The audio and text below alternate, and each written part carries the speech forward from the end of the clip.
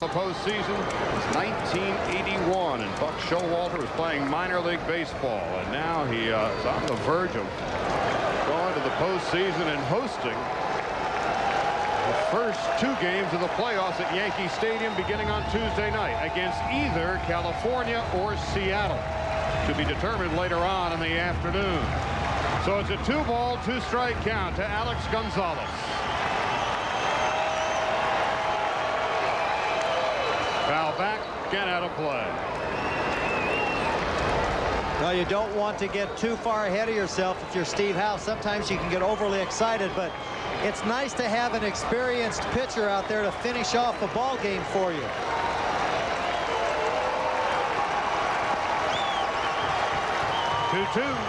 Inside. It is full count, 3-2. What was happening in 1981?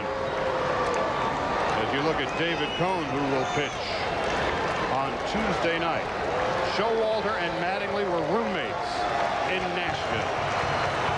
And now, the 3-2 pitch, outside, ball 4.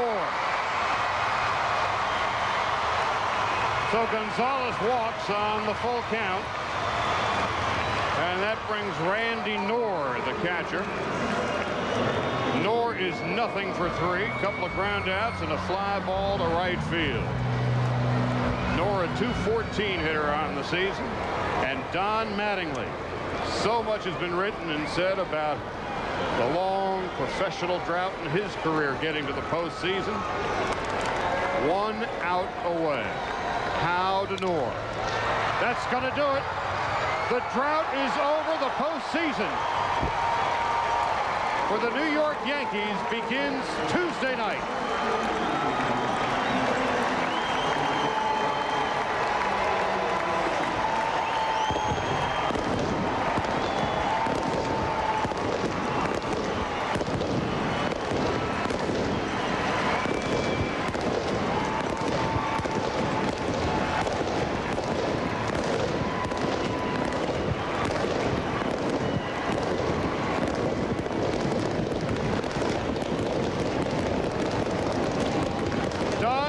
Is going to the postseason, and we are going to Brett Haber. All right, Charlie, you can't help but smile when you see that. Don Mattingly's playoff drought, the longest in the major leagues, active, comes to an end. The Yankees, their first postseason berth since 1981.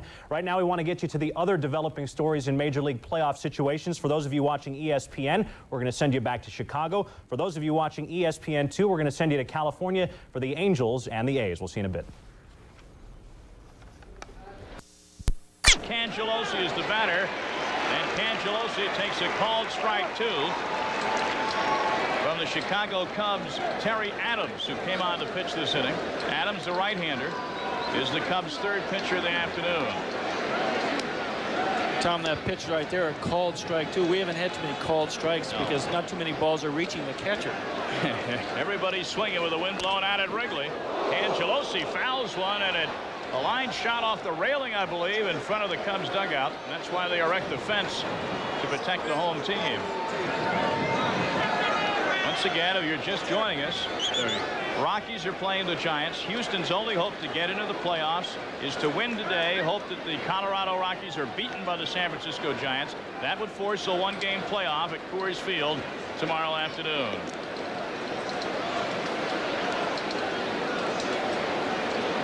The 0-2 to Cangelosi. 1 ball and 2 strikes. Magadan led off this inning with a single. Sims popped up to Dunston in short left. Gutierrez fly ball to center, but pitch hitter Rick Wilkins was walked. So that sets up the first and second situation. The 1-2 count to Cangelosi. And a called strike 3, and Cangelosi can't believe it. But the Houston Astros are gone here in the top of the 7th. It is a 7-7 tie as they get ready for the 7th inning stretch. 4th inches, Coach Pennant, he likes to punt. No. As to why you might not be seeing golf today, we were trying to give you wall-to-wall coverage of all of Major League Baseball's playoff races as they unfold. We will have full coverage of the Buick Open's final round coming up later in the day. If you stay tuned to ESPN, we'll tell you what time you can see that and on what network you can see that. For now, we're going to continue with our Major League Baseball playoff race coverage, including an update on the American League race as the Angels try to keep their playoff hopes alive. This in the first inning, JT Snow at the plate for the Angels. Drives that one deep, base knock to center field. Jim Edmonds aboard would score. That would make it 2-0. It is now 2-1. We'll keep you posted there. Let's send you back to Chicago now and Tom Mees. All right, Brett Haber, thank you very much. 7th inning stretch time for the faithful Chicago Cub fans in a 7-7 game, and a game that means the world to the Houston Astros. They must win or their season will end today. The Astros eliminated the Cubs yesterday afternoon by winning 9-8. The Cubs will send up the top of the order: Brian McRae, Howard Johnson, and Mark Grace, against yet another Houston Astro pitcher, Dave Veras. Right-hander is coming out of the bullpen, and he is ahead, no balls and 2 strikes, to the leadoff hitter, McRae. Well, certainly a good sign for Houston that one of their relievers has gotten ahead of somebody. Spoken like a hitter. Ball in the dirt, 1-2. Veras on the season, 4-1 with an ERA of 2.31 in 101 1/3 innings. 28 walks, 93 strikeouts.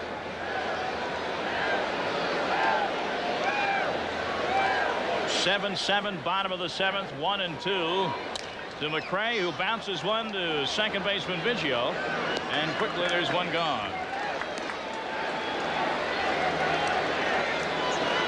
Things are calming down here at Wrigley. My goodness. Only 1 run has been scored in the last 3 halves of an inning. Well, the bullpens have not been the stars of the show over the last 4 days here in Chicago, Fred. Well, this is a tough ballpark to pitch in. There's no question about that. And you have to give Houston credit. You know, they came in here with a number 4 ranked pitching staff in the National League. So this park dictates a little bit to what you see right here with these numbers. I mean, these are very ugly, obviously. But when you get weather like this, it's very hard for anybody to pitch here. Howard Johnson takes a called strike 1 for right-hander Veras. Johnson, a couple of singles on the day, flew out to center his last time up in the 5th inning. And Hojo must feel like a tennis player. He's been ping-ponging back between the left and right-handed sides of the plate all day. Got his 2 singles, batting left-handed as he is now.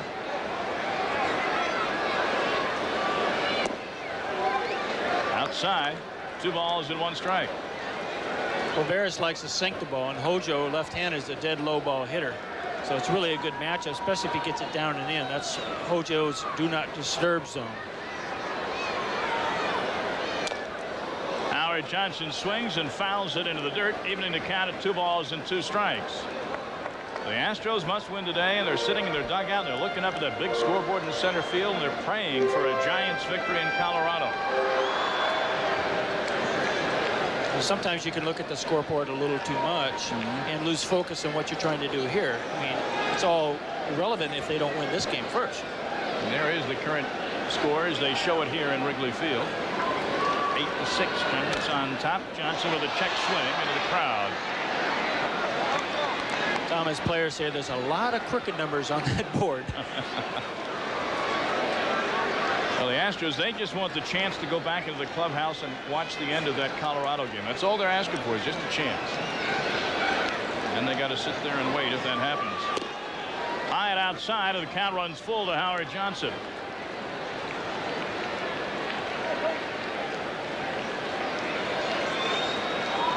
Mike Henneman, who came in to close the show yesterday for the Houston Astros. Of course, he will be called upon, as everybody will, almost everybody, should the need arise later in this one. There he is, Henneman. Well, the list of availability of the guys that can pitch for Houston is everyone. I mean, you can't say, well, we're going to save so-and-so for tomorrow. Well, there may not be a tomorrow. 3 balls and 2 strikes to Johnson. 1 gone for the Cubs here in the bottom of the 7th, tied at 7. And Howard Johnson takes a walk. So the situation remains tied in Chicago. Let's go back to our studios now and Brett Haber. All right, fellas, looking more and more like the Mariners might have to back in. Rangers, Seattle. This is Juan Gonzalez at the plate. With Jeff Fry and Will Clark aboard, that's a double as it goes all the way to the wall. 7-1 in the 6th. If that keeps and the Angels wins, we've got a one-game playoff between the Mariners and California. Meanwhile, National League, the Rockies trailing the Giants 8-6. The game Astro fans are watching closely. We'll keep you updated on that as we go back to Chicago and Tom Mead. All right, Fred, try not to get too dizzy going from monitor to monitor in our studio. Fred, 5 games that mean the world today in Major League Baseball on the final day of the regular season. Oh, well, this is what I think what baseball really needs. I mean, get everybody involved, and this is why you have the wild card system anyway. To try to get more people and more clubs involved in the pennant race, when sometimes in September, when you've got runaways, you know, everybody loses interest. Johnson off with a pitch. Mark Grace fouls one off down the left field line, even the count of 1 ball and 1 strike. The traditionalists said when they added the wild card, oh my goodness, they're doing another thing to ruin the game. But you know what? There's more interest in baseball this late in the season than I've seen in many, many years. Well, it's happening in every other sport. I mean, why can't baseball follow suit? I mean, we are dinosaur in our thoughts sometimes in baseball, and I'm a traditionalist as well. I mean, I come to this ballpark, I feel like playing baseball because, you know, it's an old traditional ballpark, but still, sometimes change is good. 1-1 delivery to Grace. Johnson holding this time, and it's outside for ball 2. Hey, you came to the Wrigley Field today, and the wind was blowing out, and you said, Tom, get me a bat. Oh, I had a gleam in my eye. I mean, I'm way too old to do this, but I felt like I could do it anyway. Mark Grace, a lot of questions about him here in Chicago. Will he be back with the Cubs next year? He was quoted as saying yesterday, I hope so. They haven't told me a thing. Sometimes it's a player's way of sending a message to the front office. Well, I don't know about that. I used to send that message in Boston all the time. Well, I'd love playing here. All of a sudden, I was in Anaheim. They came to visit you a couple times, the Red Sox, but you were elsewhere. 2 balls and 1 strike, and a throw over to first. With all the base runners we've had today, that is the first time that I can remember this afternoon that a pitcher has thrown to first base. Well, why steal? That's true. You don't want to run yourself out of an inning here. 3 balls and 1 strike to Grace. Sosa is in the on-deck circle for Chicago.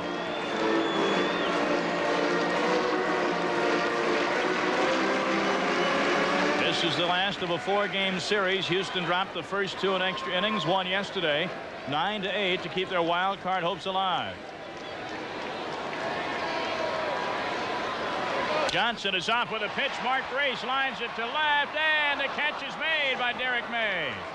Give him a gold star. He booted one earlier in the game that opened the floodgates for a 6-run third, but Derek May saved the day that time.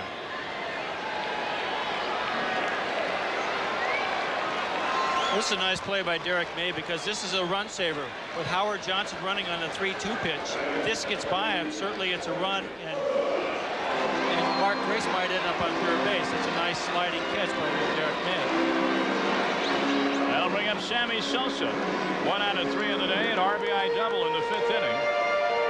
Deflated the Cubs' 7th run.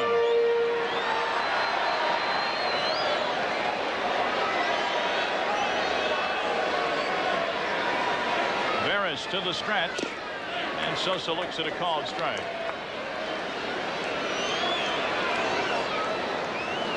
Chicago Cubs put on an 8-game winning streak coming into yesterday, and had they won, they would have been alive instead of Houston, but it was the other way around.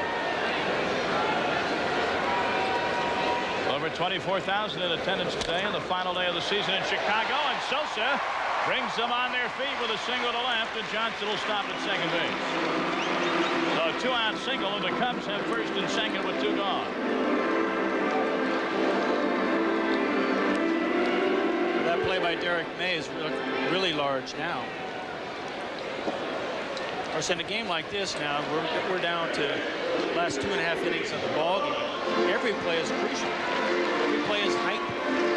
If you're the Astros, and you're a good fielder, you want the ball hit to you. You don't want to hit it to somebody else who you think is not as good as you are. So you hit the ball to me, I know I can make the play. Let's get going. Let's get some hits when we come up to bat. Former Astro Luis Gonzalez trying to do it to his old mates here. He'll step in with 2 on and 2 out. 0 for 3 on the day. Gonzalez looks at ball 1.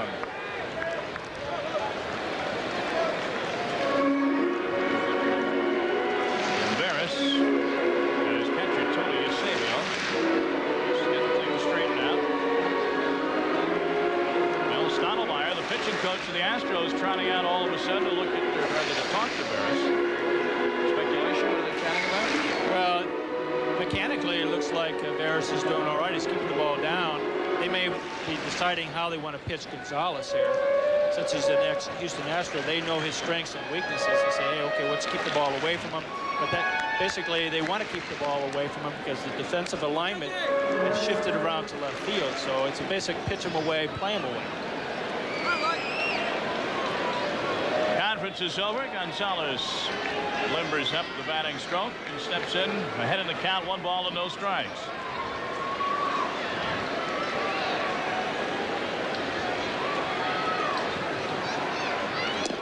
Way outside for ball 2. ESPN proud to bring you a sampling all around Major League Baseball and games that mean something today. The last day of the regular season. The Giants, you see, still leading 8-6 over the Colorado Rockies at Coors Field.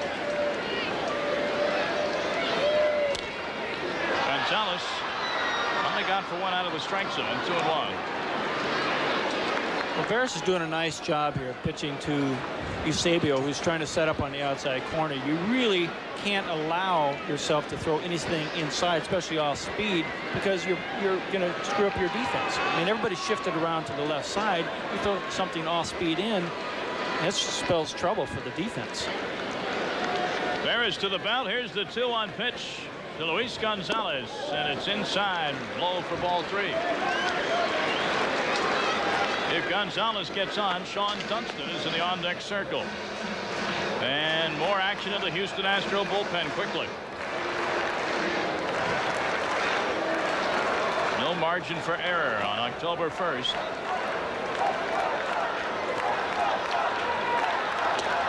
Way high and outside, and the bases are loaded. Gonzalez at first, Sosa at second, and Howard Johnson with a go-ahead run at third. Todd Jones is warming up in the Houston bullpen. And Jeff Tobacco also warming up down the right field line. Henneman will be saved until the late 8th or 9th inning, I'm sure. Well, Stoudemire, he said pitch him away, but let's not mean that far away. Well, here's Sean Dunston, a very dangerous hitter in this situation, especially when you take into account Dunston's 0 for 3 on the day. Hasn't really taken part in this big offensive show we've seen today at Wrigley Field. 2 out, bases loaded, bottom of the 7th. Key moment in the season for the Houston Astros. First pitch swinging. Going to be a tough play. They're coming to the plate. He is out. What a play there by Bagwell. He got it to Eusebio. It's a force play, remember? And he just beat Howard Johnson to home plate. Johnson is still down. The Astros are going to the dugout, though. What a play by Bagwell. We go to the 8th inning. Tied at 7 at Wrigley Field. A key moment in the bottom of the 7th inning, and the Astros got out of it alive. We welcome everybody back watching ESPN and ESPN2. The Colorado Rockies still with a chance to wrap up that NL wildcard berth today. Let's send you right out to Coors for John Miller and Joe Morgan. They are standing by at the stadium with the latest on that game. All right, we got a huge crowd here at Coors Field in Denver, and the Rockies, who are down 8-2 going to the last of the 3rd inning, have just tied the ball game 8-8 here in the 5th inning. Larry Walker came up with runners at 1st and 2nd, nobody out here in the 5th inning, and his base hit brought home Joe Girardi to make it 8-7. Next up was Andres Galarraga, and Galarraga pulled a double right along the 3rd base line, and that brought home Dante Bichette with a tying run. Now the ground ball hit foul by Vinny Castilla. The runners at 2nd and 3rd, 1 away in the 5th inning here for the Rockies. Castilla, who is 0 for 1 with a sacrifice fly at the plate. Larry Walker is at 3rd base. Andres Galarraga, who's got a bad hamstring, is at 2nd base. The starters, Brett Saberhagen for the Rockies and Joe Rosselli, a rookie for the Giants. Saberhagen went only 2 innings plus, allowing 8 runs, 6 of them earned on 7 hits. Mark Thompson and then Lance Painter picking him up, and they have not allowed any further scoring for the Giants, giving the Rockies the chance to come back in this game. Heading for the plate is Walker. He'll score as Aurelia makes the play at first. A run batted in for Castilla, and the Rockies, for the first time today, have the lead. It is 9-8 Colorado with Galarraga holding at second base. 3 runs have scored here in the 5th. They had a 4-run 3rd inning against Joe Rosselli. There's Dusty Baker. In that 3rd inning, Eric Young hit a 2-run homer and Larry Walker hit a 2-run homer. And Joe, it's just I guess what you grow to expect when you see a game here at Coors Field. Well, especially when you get into the second line pitching and the bullpens of both of these ball clubs. Walt Weiss, the hitter, with the pitcher due up next. It is 8-6, but John Vanderwall, the outstanding pinch hitter for the Rockies, is actually out on deck. Both bullpens are busy. And I think that's the reason that Don Baylor stayed with Brett Saberhagen so long. He allowed 6 runs, and I think the real point was he didn't want to have to go to the bullpen too quickly. But the last 2 innings, the bullpen has done a good job and shut down the Giants and allowed them to come back. Runner at second, that's Galarraga. 2 down, 9-8. The Rockies are leading, and that's a foul ball. So the count is 0-2 to Walt Weiss, who has flied out twice in this game. Both bullpens are very busy. Mark Leiter, who started for the Giants here Friday night, is pitching in relief of Joe Rosselli. He came on with 1 out in the 3rd inning, so he's already worked 2 1/3 innings just 2 days after starting a ball game. It's a very difficult job of managing that Don Baylor has to have today, is because you have a game tomorrow in case you lose and the Astros win. So you have to manage accordingly. You try to win this ball game, but you can't shoot everything out the window today trying to win this ball game. So very difficult decisions to be made about who he uses out of the bullpen and how long he stays with certain pitchers. So should be interesting the rest of the way. And of course they've had one eye on that. As you see the bullpen, Sean Barton is the left-hander up out there for the Giants. A little earlier they had Scott Service as well. Down the right field line. That's a fair ball, an extra base hit. Galarraga limping home with run number 10 as Weiss speeds into second with a double, and the Rockies have 4 runs home in the inning and lead 10-8.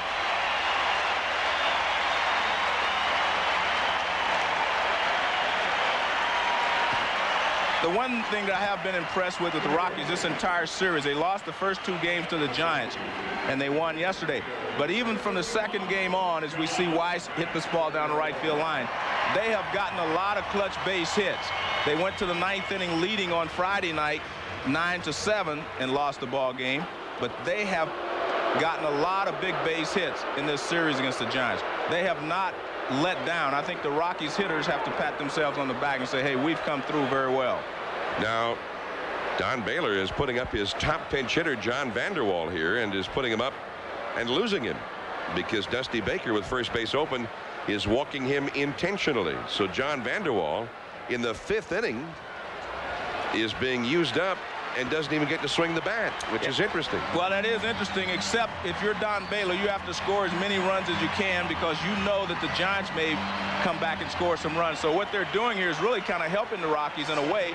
Vanderwall is their best pinch hitter, but Eric Young is one of the best players on this ball club, and he already has 3 base hits in this ball game. So in Baylor's mind, he's really not losing Vanderwall because he gets Eric Young to the plate in this situation. And the crowd rises to its feet here at Coors Field. They'd like him to put it well beyond the Giants' reach right here, already 10-8. Now, for those of you who've been watching the Cubs-Astros game, we will be returning to that at the end of this inning on ESPN. So stay tuned for that. 10-8, the Rockies lead. 2 men on, 2 men out. Eric Young has hit a triple. He's hit a 2-run homer, and he has hit a single. He's got 3/4 of a cycle. If he can get a double sometime today, he will have hit for the cycle. No Rocky has ever done that in the club's history. And we're only in the 5th inning, so he probably has 4 or 5 more at bats. He may have more than that the way this one is going.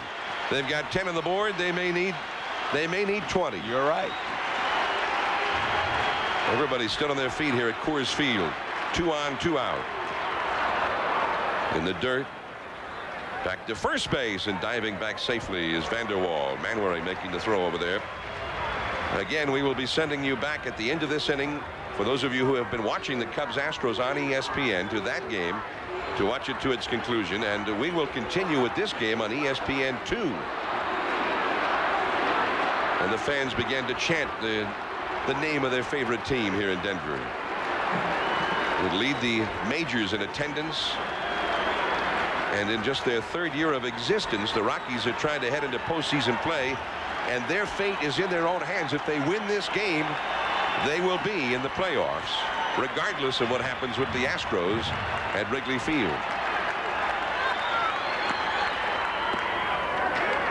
2-2. And John, the Rockies lead the majors in home runs, and that's what has brought them back in this ball game. They were down 8-2, as you mentioned, but a 2-run homer by Eric Young got them back on track, and a 2-run homer by Larry Walker.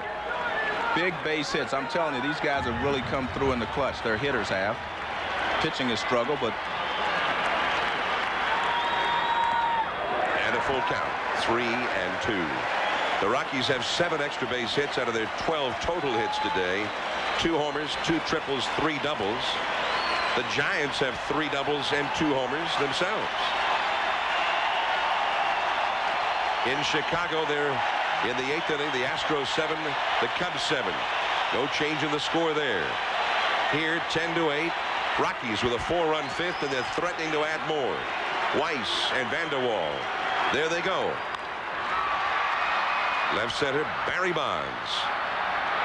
He's got it. And that ends the inning. 9 men bat, 4 of them score. The Rockies have the lead. Now, for those of you watching, the Cubs and Astros will send you back to Wrigley Field on ESPN. And for those of you here on ESPN2. Thank you very much, John Miller. Welcome back to Wrigley Field in Chicago. We're in the top of the 8th inning. The Houston Astros are threatening again. Derek May has just singled to left field. Jeff Bagwell, who was on first with a walk, scooted over to third. So the Astros, in a 7-7 game, Fred Lynn, have runners at the corners and 1 out. This latest hit coming off the latest Cubs pitcher, Larry Cassian. And they brought in Cassian specifically to face Derek May, who had 3 straight hits, getting his 4th straight hit. And Jim Riggleman comes to the mound again. He's going to make another pitching change. Something new and different. Cassian will leave. And the Astros, they look up at that board, and you've seen the Rockies take the lead. They don't know yet that Colorado's taking the lead, but they know they've been at bat an awfully long time.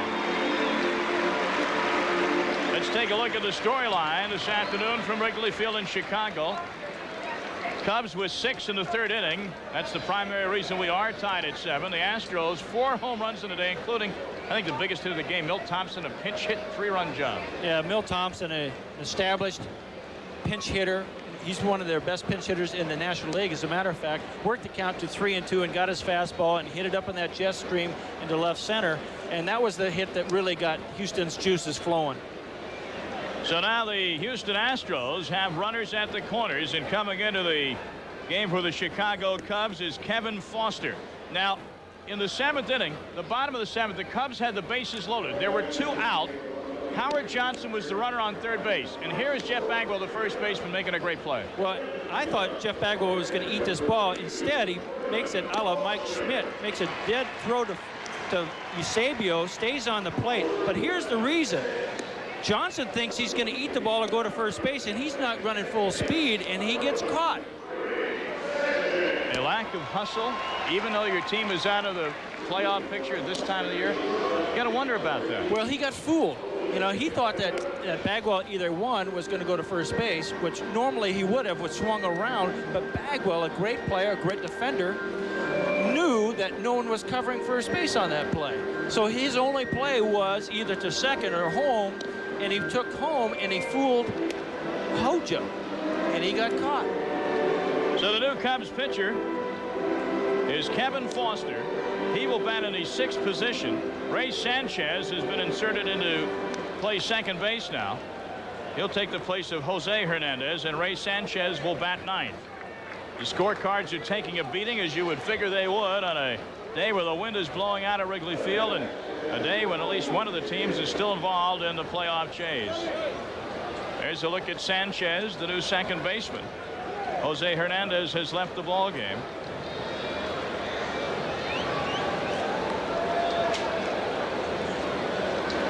I should say Hernandez, rather. Hernandez stays in the game, moves to short, so Sean Dunston has left the ball game. And Eusebio is up with runners at the corners and takes a look at a called strike one from Kevin Foster. Again, the Houston Astros have to win and hope that the Giants can come back now and retake the lead and end up winning that game in Colorado. The Rockies' 4th spot in the 5th inning is on the board here at Wrigley Field. Eusebio, lazy fly ball to right. Bagwell tagging at third base. Catch is made by Sosa, and Bagwell will beat the throw. So the Astros take an 8-7 lead. The sacrifice fly RBI for the catcher Tony Eusebio.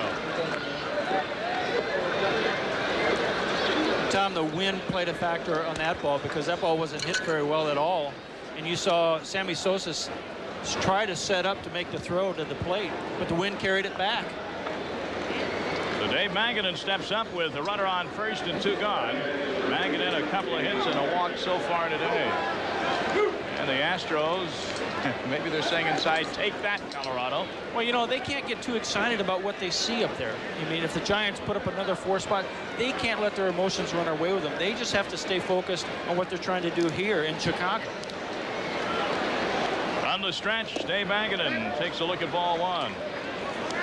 Just to get the Cubs aligned properly defensively, Jose Hernandez has moved from second to short.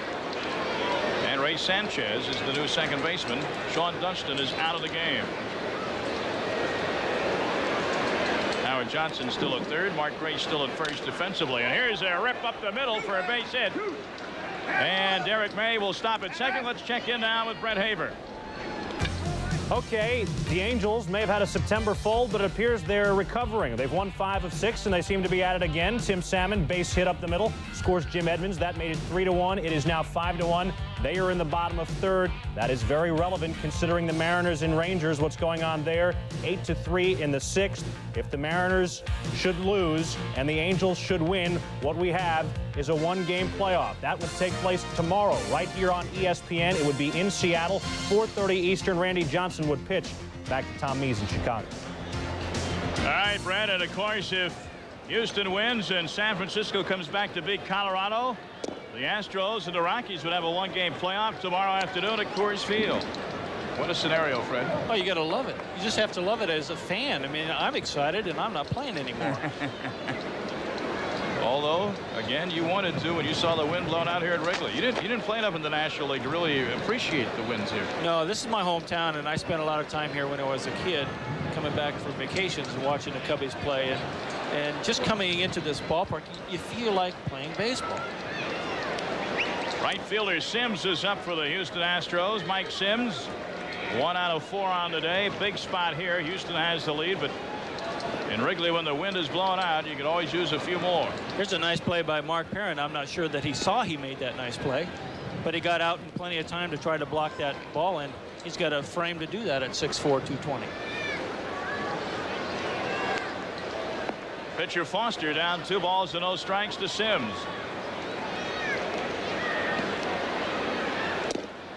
And a called strike.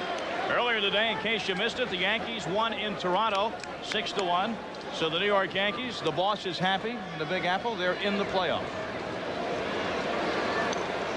And they will be home to open their postseason at Yankee Stadium later this week.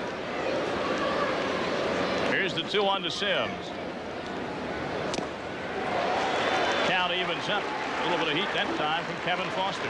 And that's one of the few fastballs today, Tom, that we've seen that somebody swung and missed that's been up in the zone. This ball's got a little giddy up on it. Most of the guys that have come in today with fastballs in that area have been hit hard.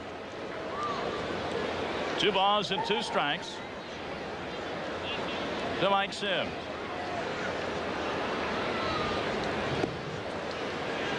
Eight-7 Houston. And the count goes full. And we'll keep you updated on that Giant Colorado game. The game in California, the game in Texas as well.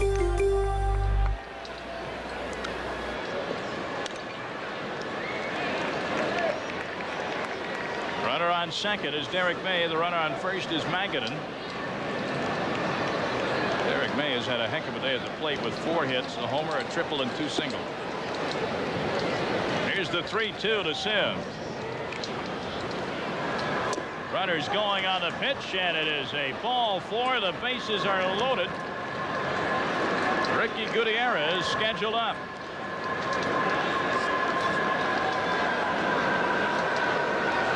So the Houston Astros, with a big hit here, could break this one open, leading by a run at 8-7.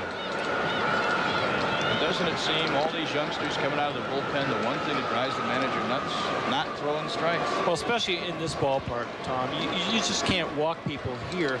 I mean, if you're going to get beat by a home run in this ballpark, let it be a solo. But you just can't allow guys to walk people in this ballpark. It's a hitter's ballpark.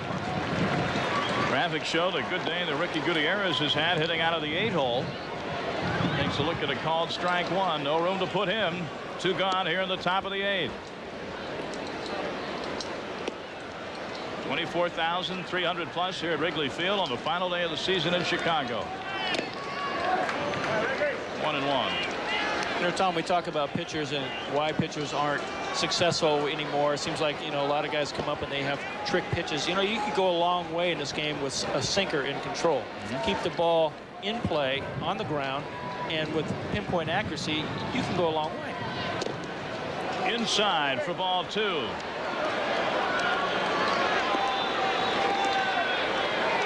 Foster takes a few seconds to collect himself. It's a big moment for these youngsters coming out of the Chicago bullpen. This is a pennant race type of situation. Chance to show the management what they got.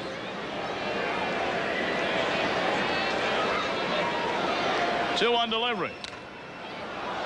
Popped up and back at second base. In comes the center fielder, Brian McRae.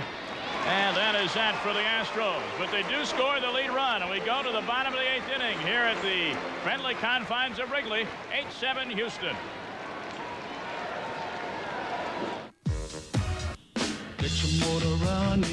Looking more and more like a one-game playoff to decide the AL West title. Rangers, Mariners, that's Will Clark. That's a bloop. Sometimes a bloop is all you need. That's going to fall into the Bermuda Triangle. Mike Pagliarulo scores from second on the play. 9-3 Rangers in the 6th. Very relevant when you consider the A's and Angels as they proceed. California leading 5-1. We're in the top of 4. Should the Angels win and the Mariners lose, then it's going to be a one-game playoff. We'll see it on ESPN tomorrow. Let's send it back to Chicago and Tom Meade.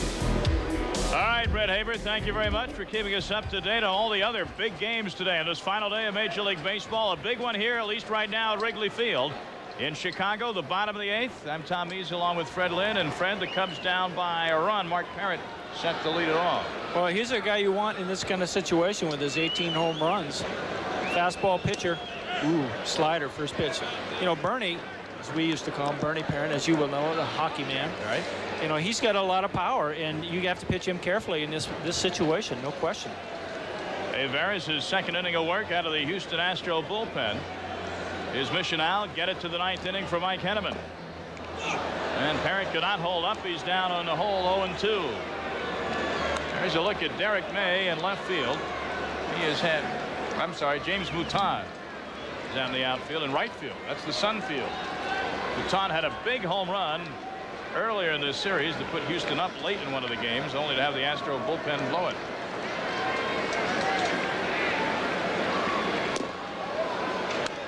Parrott outside, 1-2.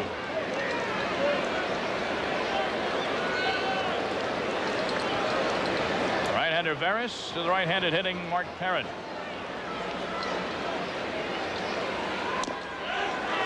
And a called strike 3. Parrott begs to differ, but he'll walk away in disgust. That's the second consecutive time Parrott has taken a called strike 3.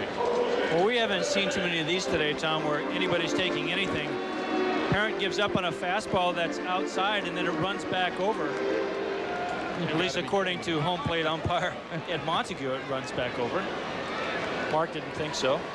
And I find it kind of interesting that the only outfield change for the Astro is the one guy who didn't make an error. Both Cangelosi and Derek May had made errors in the early part of this ball game, and Sims didn't make one, yet he gets taken out for a defensive purpose. Count evens up at 1-1 to the Cubs. Jose Hernandez started the game at second and has since moved over to short. That is kind of strange, isn't it? 1 ball and 2 strikes. And there is the aforementioned Mike Henneman. Came into the game yesterday, a game Houston also had to win. And with a 1-run lead, got the Cubs out in the 9th inning to preserve the victory. Ground ball to Maggot in the 3rd. Across the diamond he goes. 2 gone. Tom, we're at the part of the game where normally a pitcher has a tremendous advantage here because the infield is covered with shadow and behind him is sunshine. And the ball, you don't, as a hitter, the ball that you see the best is a fastball. But if you have anything that's off speed that comes off the fastball, straight change or a forkball, something like that, it's very difficult for the hitters to see that. Well, pinch hitter for the Cubs, the left-handed Scott Bullitt, pinch hitting for Ray Sanchez. Remember, Sanchez just inserted into the game of the last half inning and was inserted into the number 9 batting slot. He will not get a chance, though, to face Veras. Scott Bullitt, the left-handed hitter, up against the right-handed Veras with 2 gone. First pitch hitting, and Bullitt sends a bullet to right field. And the Cubs have a base runner here in the 8th inning with the top of the order coming around. Bullitt is a guy with a ton of speed. He bears watching with 2 outs. Well, in this situation with 2 down, tying run at first base, if you have any kind of speed, you got to go. I mean, this is what base stealing is all about. I mean, anybody can steal a base when it doesn't mean anything. But when it does, that's when your true base stealers come to the forefront. Bullitt, just an average lead, wants to take a look at Veras, and Veras is low outside to Brian McRae for ball 1.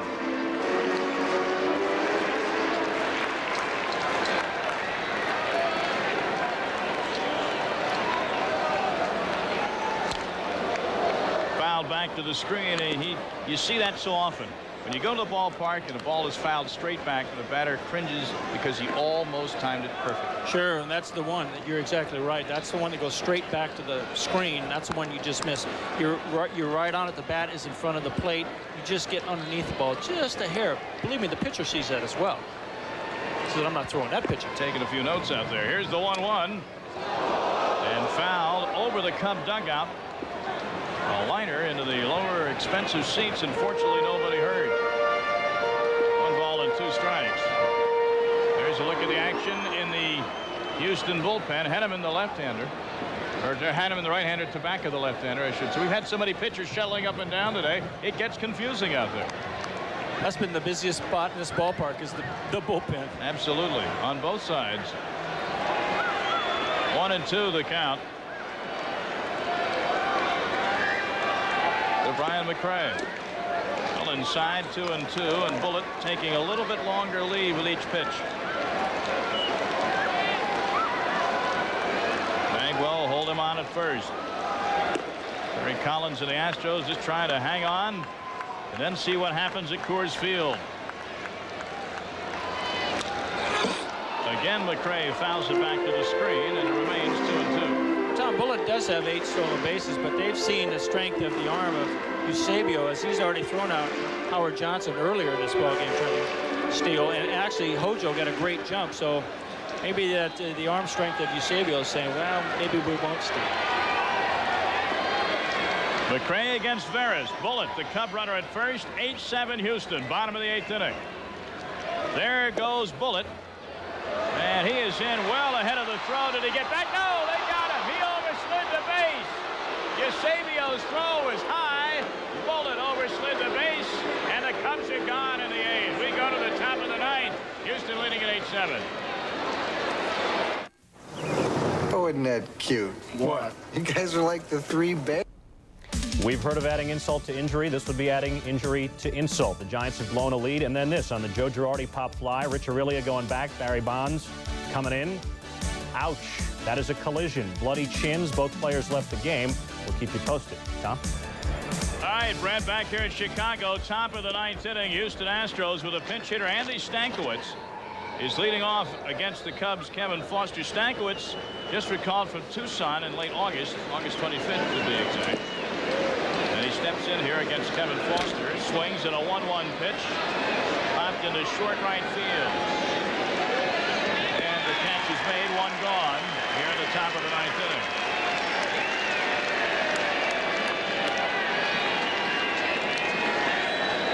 Rangers have a new second baseman, Matt Franco, 15 at second base. And the Astros trying to remain calm and have a few yucks on that bench. Yeah, they look like they're loose. And actually, well, there's the pitcher said, well, I recorded 2 outs in a row. How'd you do? John Cangelosi with 1 gone. Takes a look at a fastball for ball 1.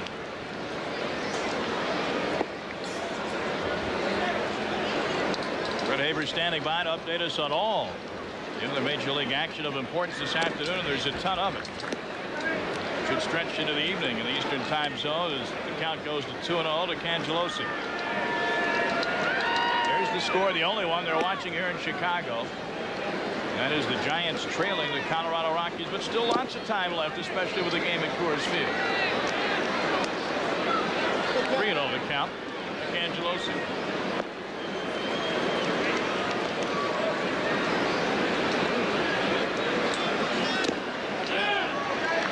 And Foster delivers a strike. Right field now. Sun field. Real tough for the outfielder this time of day. Well, the lower the sun gets in the sky, the more a factor it becomes, because the balls that aren't hit very high go right into the sun. You don't have time to duck around and get the sun off to the side. Here's one on the right field line. Fair ball into the bullpen. There should be at least 2 for Cangelosi. And he will stride into second base with a double for Houston. Let's take a look now at Brett Haber and see what he has for us. Brett? Okay, fellas, American League situation. We know the Yankees have the wild card. The AL West title is still up for grabs. The Rangers leading the Mariners 9-3. That, if the Mariners could win that, they would clinch the AL West title. Elsewhere, the Angels are leading the A's 5-1. So if the Angels hang on to win and the Mariners don't, what we have is the famous 1-game playoff to decide the AL West title. That will take place Monday right here on ESPN, 4:30 Eastern. Let's send it back to you, Tom. High anxiety at the Kingdom, as it appears, if form holds, that there will be a 1-game playoff, but nothing is certain, but it's beginning to look that way. Meanwhile, what is certain here in Chicago is a double by Cangelosi and Craig Biggio the batter. Houston leads it 8-7. You're just tuning in, a game they must win to keep their wild card playoff hopes alive.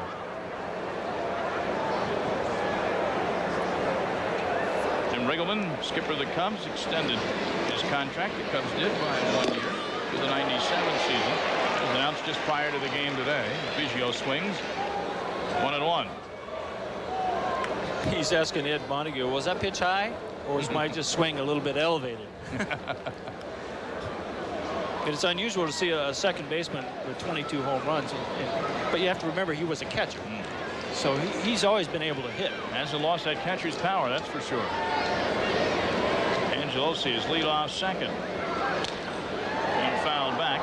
Count remains at 1-2. Biggio today singled in the first and hit a home run, his 22nd of the year, back in the 6th inning.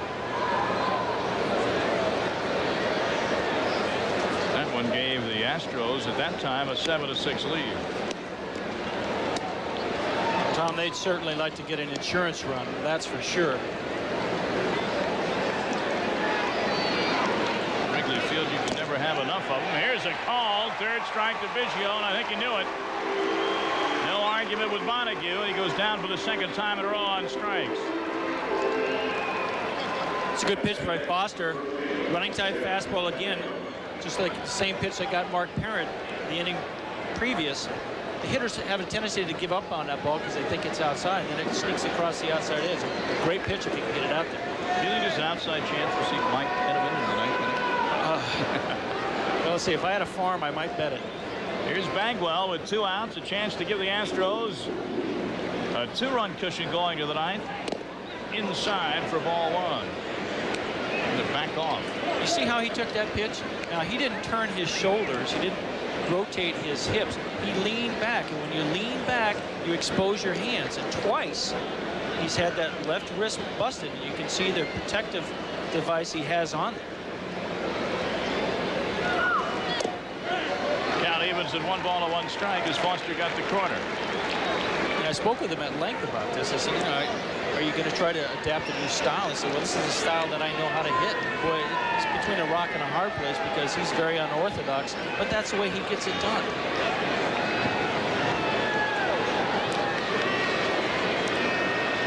Cangelosi takes his lead on second. Here's the 1-1 to Bagwell, high and outside for ball 2. Again, if you're just tuning in, the situation in the National League is this. The Dodgers are in the playoffs. There's one spot left. That's the wild card. If Houston wins today and the Giants should come back and beat the Rockies, there will be a one-game playoff between those two tomorrow in Denver. Should Colorado win, they would be in the playoffs. We understand the Giants have cut that Colorado lead now down to 10-9, and they're still batting in the top of the 7th inning and doing quite well. Count evens up to Bagwell, 2-2.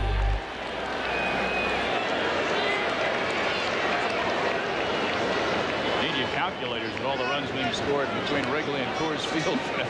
Well, if you're a free agent, you say, well, I mean, you're a hitter, you say, well, there's 2 places I might want to play. I'll take a few less bucks because it might pay more on the other end, you know? And if you're a pitcher, say, you got to pay me a lot to go there. Here's the 2-2 to Bagwell. Swing and a miss for strike 3. Foster comes out of that one. We go to the bottom of the 9th inning at Wrigley Field in Chicago. It's a Houston lead, but a tenuous one at best. Astros 8, Cubs 7, back for the 9th in a moment. And Lynn, bottom of the 9th inning. Houston leading by 1. They need to win to keep their playoff hopes alive. And right-hander Todd Jones, not Mike Henneman, out of the pen to start the 9th inning. A little bit of surprise for both of us up here in the booth, but Todd Jones, he was a setup man to Hudak all year, and he's got good stuff. And he gets Brian McRae to ground out to second base. There's one gone. Routine grounder to Biggio. And 2 more outs for Jones and the Astros to get. And if they get him, they'll go in the clubhouse and they'll be watching ESPN. Well, Jones is a lot like Darryl Kyle. Good fastball and a real good curveball. So that combination today has been pretty good. As Kyle pitched pretty well, he was one of the few Astros to pitch well. Howard Johnson once again batting from the left side against the right-handed Jones. Hojo on the day, couple of hits. But he'll be remembered for being forced out at the plate for not running all that hard back in the bottom of the 7th inning. A huge play in the overall scheme of things in this game. Right now, that's the play of the game. That's the difference of this ball game, is that outstanding play by Jeff Bagwell to nail Hojo at the plate with bases loaded.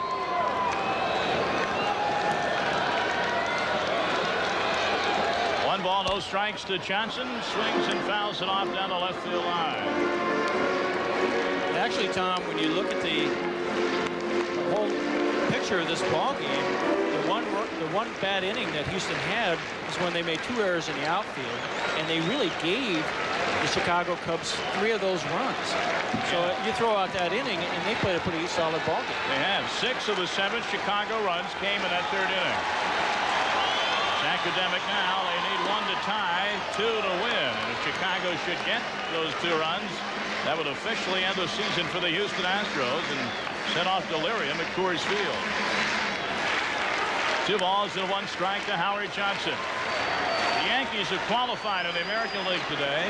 That's all we know for certain right now. Howard Johnson single down the left field line. And the Cubs are still alive. They have a base runner with 1 gone. 3rd hit of the day for Johnson, who came in hitting below 200 on the season. Not only do they have a base runner, they have a base runner with speed. And now we've got Mark Grace leading the National League with 51 doubles. He gets a double here, and Hojo can score. And if you're asking, is Henneman up in the Houston bullpen? The answer right now is no. They're going to go with Todd Jones. Mark Grace, a double and a home run and 4 at-bats today. Pitch swinging and fouls it off in the upper deck.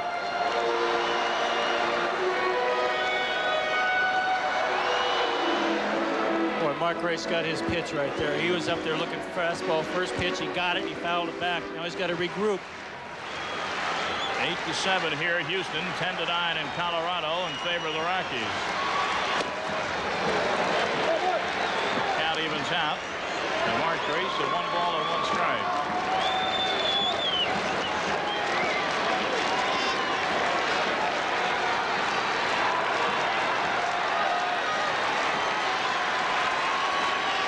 Grace at the 1-1, single to center field. Johnson rounding second, he'll hold there. He will hold right there as Cangelosi came up with it quickly.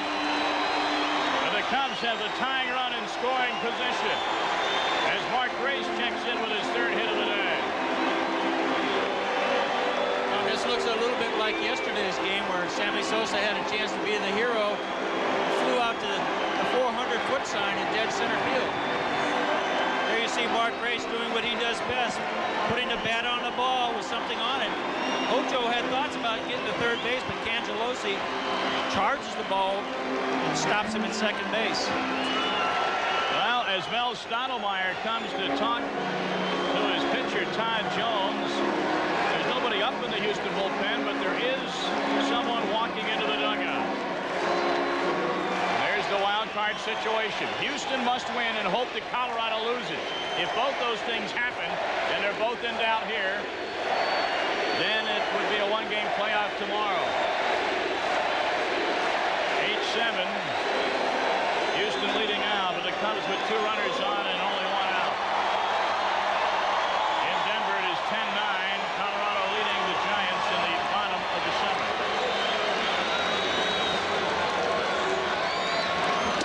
Sammy Sosa swings and misses at a Jones fastball. Tom, in the last couple of innings, the crowd has finally gotten back into this ball game because they were kind of laid back as their Cubs had been eliminated. They've just been kind of watching with interest, but really pretty silent for a Chicago crowd. Well, this is their last at-bat maybe of the season. They want to prolong the season or maybe end it with a win here in Chicago.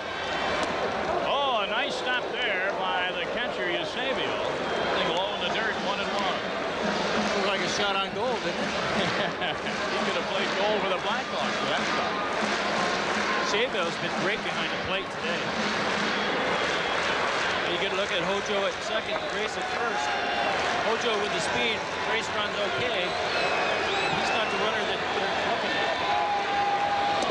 Sosa, 1-2. You can feel the breeze up here. Sosa on the day, a double and a single and 4 at-bats. What is it with the Fu-Man shoes? Who started that anyway? I'm not sure, but Rod Beck. Sammy Sosa is doing a wise thing right here. Stepping out, collecting himself. He's getting a little bit caught up in the emotion here. Going after a bad pitch. Okay, settle down, get a good ball to hit. Put this ball in place. Howard Johnson at second. Mark Grace at first. 1-2 to Sammy Sosa. 2 gone in the bottom of the 9th inning. Huge strikeout for Todd Jones in the Astros. And that'll leave it up to the former Astro, Luis Gonzalez. Here's a ball that's questionable at best. A little bit up in the zone, but with 2 strikes, pretty much obligated to swing at it. Todd Jones blows it by Sammy Sosa. Well, Todd Jones, you know, he's pumped up inside. Gonzalez is too. Luis 0 for 3 on the day with a walk. Currently at 290. He's got a sweet swing. He's a line drive type of hitter. You know he'd love to beat his ex-mates, that's for sure. First pitch to him, fouled hard down the left field line.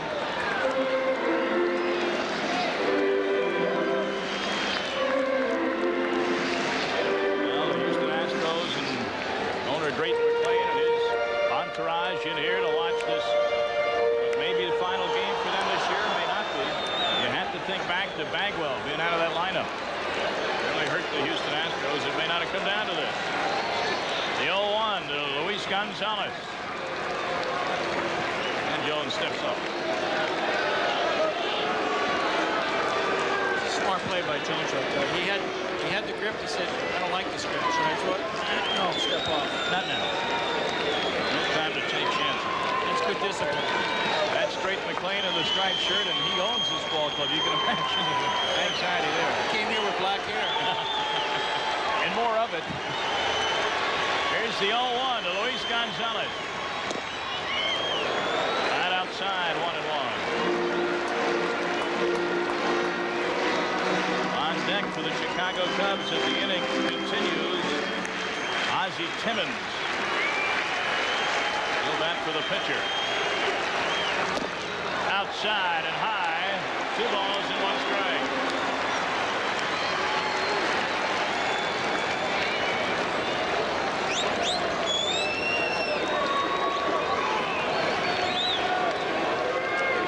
pitches at 1 strike to Luis Gonzalez.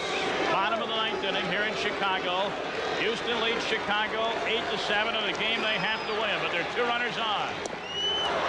And it's 2-2, and the Cubs are down to their last strike. Tom, there's no mystery about Todd Jones right now. He's just rearing back. Says, "You're going to beat me. You're going to beat me with my best stuff, and that's my gas." And Drayton McClain and the Astro contingent standing. Rooting for Jones. And against their former charge, Gonzalez. He takes it, and the count is full. Oh, my goodness. Well, this is what they didn't want, a full count, because the runner's going to be off. And now a long single might plate 2 guys. And standing is 1 here at Wrigley Field. 3-2 the count. Season for Houston in the balance. And it's a ball 4, and Gonzalez walks below the bases. Can it get any more dramatic from the Houston Astros standpoint? Now we have other options that come into play with a man on third base. Now do you want to throw your good curveball with a runner on third base, or where a wild pitch can tie the game? Well, we'll have a pinch hitter here, Fred. Ozzie Timmons is coming up to the dish. Timmons has appeared in 76 games, hitting at a .265 clip. 70 at-bats. 8 home runs, 28 RBIs for Ozzie Timmons. Well, Ozzie's going up there right now with one thought in his mind. I'm going to hit that first available fastball. Timmons has hit 400 in his last 9 starts, and he swings at the first pitch and pops it up. This should be the ball game for Houston. The Astros are still alive. The final score from Wrigley Field: the Houston Astros 8, the Chicago Cubs 7, and now the Astros will file into their dressing room, turn on ESPN, and see what happens at Coors Field in Denver. If the Giants win, the Astros will be in a 1-game playoff. All that remains to be seen. That's it from Wrigley Field. Let's go back to Brett Haber. Brett? All righty, we want to welcome everybody back to our ESPN Major League Baseball studios. Those watching on ESPN, those watching on ESPN2. We have got 1 playoff spot decided, 2 still remaining to be decided. We want to get you back to those right now. Those watching ESPN are going to go to Coors Field. Those watching that game can tune up and find it. Those on ESPN2 get the Mariners and Rangers at Arlington. John Miller, Joe Morgan on ESPN with you from Denver. Coors Field, where they're hoping to have a massive celebration of this 3rd-year expansion team winning a title of sorts. It's the wild card title, but it will get them into the playoffs just like they won a division title. And the Rockies are leading 10-9. And here you see they've just posted on the scoreboard the Astros 8 and the Cubs 7, which means that to win the wild card berth outright, they will have to win this ball game to avoid a playoff with the Astros tomorrow. Now they are leading 10-9 as Darren Holmes comes on to pitch. However, at one time they were down 8-2. Then Eric Young began the comeback with a 2-run homer in the 3rd inning against Giants starter Joe Rosselli. Later in the inning, Larry Walker with a man aboard. He got hold of one over the center field wall. His 36th home run of the year. That made it 8-6. Then in the 5th inning, Andres Galarraga right along the line, a double. That brought a run home to make it 8-7. And then this double by Walt Weiss, that made it a 4-run rally ultimately in that inning to put them ahead 10-8. And that run, by the way, by Weiss, driven in by Weiss in the 5th, is the run by which they still lead this game now 10-9. And Joe Morgan, Darren Holmes on to pitch. And for the Rockies, it's all up to the bullpen. The bullpen has pitched 5 innings since Brett Saberhagen got knocked out early, and they've given up just 1 run in that time. Mike Kingery staying in the game after pinch hitting in the last of the 7th, and he is of course in the 9th spot of the order, which means that the new pitcher would hit for Ellis Burks in the 6th spot of the order, which again is kind of interesting because that spot of the order is due up 5th of the next go-round. Well, I think one of the things he wants to do, Kingery has played center field a lot here this year. He wants to put him out there, and if he is trailing and he does need to pinch hit, you know, he can get a right-hander or a left-hander up in that situation.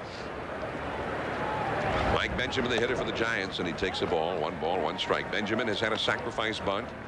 He is singled, starting a 5-run third-inning Giants rally. He's been safe in an error by Castilla, and he's lined out to right. Officially 1 for 3 today. Darren Holmes always had that big curveball. Larry Walker looking up into the bright sun. Now Mark Leonard will bat instead of Barry Bonds. Bonds injured on this play in the 6th inning on a pop fly by Girardi. And he and Aurelia collide. Aurelia caught the ball, but both of them had to leave the game. Well, again, the outfielder has the right of way there if you can hear him, but obviously Aurelia didn't hear him, so they both left the ball game with cuts. They are both, I'm sure, being stitched up or have been by now. Mark Leonard, the hitter, 4 for 20 with a home run, and he fouls it away off to the left. I would say, obviously, that's a good break for the Rockies, but Mark Leonard might walk up here and hit one out of this ballpark just as easily as Barry Bonds could. Of course, percentages are in Bonds' favor, but if you're the Rockies, you have to feel better about having Mark Leonard hit than Barry Bonds with a 1-run lead. Leonard spent most of the year in the minor leagues. He got a little pop, though. He's capable of hitting one out. Curveball is low. Darren Holmes has given up 7 homers this year in 97 innings, so he's been tough. He's kept the ball in the ballpark very well. 2-1. Well, one of the reasons he keeps the ball in the ballpark, as you mentioned, he has a good breaking ball that goes down, and he throws a sinker. In this ballpark, you need a sinker, and that's one of the reasons they wanted Billy Swift here, and one of the reasons Billy will pitch well here once he gets over his arm problems, because if you throw a sinker here, you're better off. You have to have a sinking fastball to win here, I believe, consistently. 2-2. Now, I didn't want to be too careful with Leonard, because if Leonard gets aboard, that makes Matt Williams the possible go-ahead run for the Giants. He is on deck. And remember, Williams does not have much protection. Mark Carrion is out of the ball game now, and so the pitcher is hitting behind Matt Williams. So if you're the Rockies and you can get Mark Leonard out, it makes your approach to Williams a lot easier. Curveball. Eric Young, and they get it. So now the worst that can be done by Matt Williams to the Rockies is that he could tie the game. Well, if you're the Rockies, you have a choice to make here. If you're Darren Holmes, you say, well, am I going to just try to make sure I keep this ball down and away, and keep the ball in the ballpark? If I miss with a pitch or two, okay. So if you're, that would be my instruction. Just throw the ball down and away, breaking balls down and away. If I get one, get him out, I get him out. If I walk him, I walk him. Meanwhile, Glenn Allen Hill has come out of the on-deck circle. He would bat for the pitcher now. Now, Holmes came right after him with obviously, a fastball. he doesn't think the way that I do, and that's good, because obviously if he has confidence in himself, go after him. But see, I'm looking from the outside. If you've got confidence in your ability, go after him. There you see Glenn Allen Hill on deck. But a lot of guys have tried that with Matt Williams over the years, and they have paid the price. He hit a fabulous home run in the 1st inning against Brett Saberhagen today. He swung. And that's what I'm talking about. That's the pitch that you want to throw. The breaking ball that looks like a fastball for a strike, and then it breaks down, and get him to, you know, chase it, or as he did there, check his swing. As you said, Brett Saberhagen tried to throw a fastball by him in the 1st inning. Doesn't work. 10-9, the Rockies lead in the 8th inning. 2 down, nobody on. Fastball struck him out. Great pitch there, up and out of the strike zone. The high fastball will get you chasing it every time. Good pitching there by Darren Holmes. 3 up and 3 down. The Giants will have only one more shot at him. Girardi, Bichette, and Walker, the big guns, coming up. 10-9, Rockies. Back at Anaheim Stadium, the California Angels leading 6-2 as we move into the 8th with Joe Torre. This is Dwayne Stats. Joe, the Angels opened the day needing a little help. They got that. They needed to take care of business on their own, and so far they've done that as well. Well, it's interesting, Dwayne. Everybody talks about how many runs they knock in and how many times they hit 300, but what really needs to be done is a well-pitched ball game, and Chuck Finley with his 8 strikeouts has been sensational. He has given them what they needed. The only inning in which he was challenged so far would have to be the 6th. He got out of that giving up just 1 run, and then had a very good 7th inning. A 1-2-3 inning as it turned out, and he's made 103 pitches through 7. Oakland sending the top of the order up here in the 8th. And the first pitch to Stan Javier is in there for a strike. Javier, Baroa, and Gates do. Javier bunted his way on in the 6th inning and scored a run.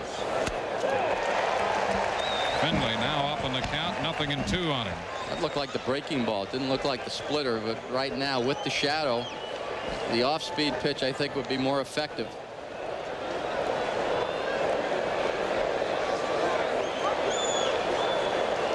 Finley has 8 strikeouts on the day. This one is low, 1 ball and 2 strikes. He came into the game the 4th leading strikeout pitcher in the American League with 186. So he is added to that total. Plus he goes over 200 innings pitched today. Came in with 195 2/3. And Javier swings and misses. Allenson with the flip down to Snow. And that completes the strikeout. Out number 1 in the 8th. Here's the splitter. And it's tough to see right now, and a nice job by Allenson to make sure the ball stays where he can go get it. And Javier says, I've been had. A good shot of the shadow there. Percival continues to stay ready in the bullpen. This one is down. He was up as early as the 6th inning. Baroa 0 for 3 with 2 strikeouts.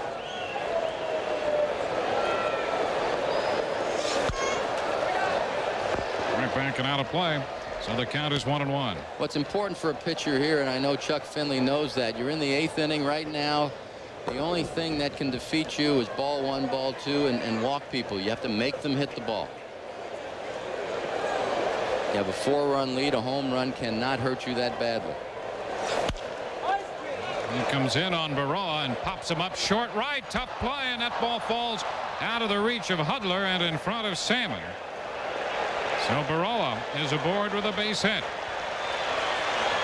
Well, I think Hudler deked everybody. It looked like he was going to be able to catch it, but he never really saw the ball. He saw it coming off the bat, and right here is where he finally sees it, but he just can't get to it. He starts out. He never sees it until right here, and it's just too late. So with that base hit, Marcel Latchman pops out of the California dugout, and the fans anticipating the pitching change here will give Finley quite an ovation as he departs.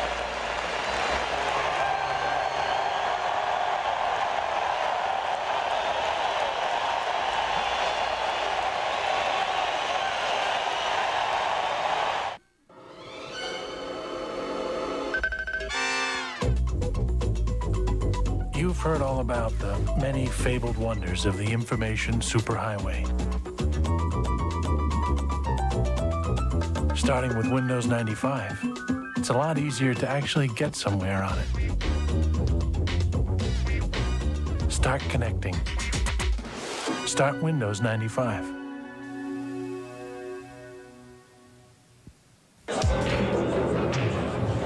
My, what big ears you have. All the better to hear you with, my dear.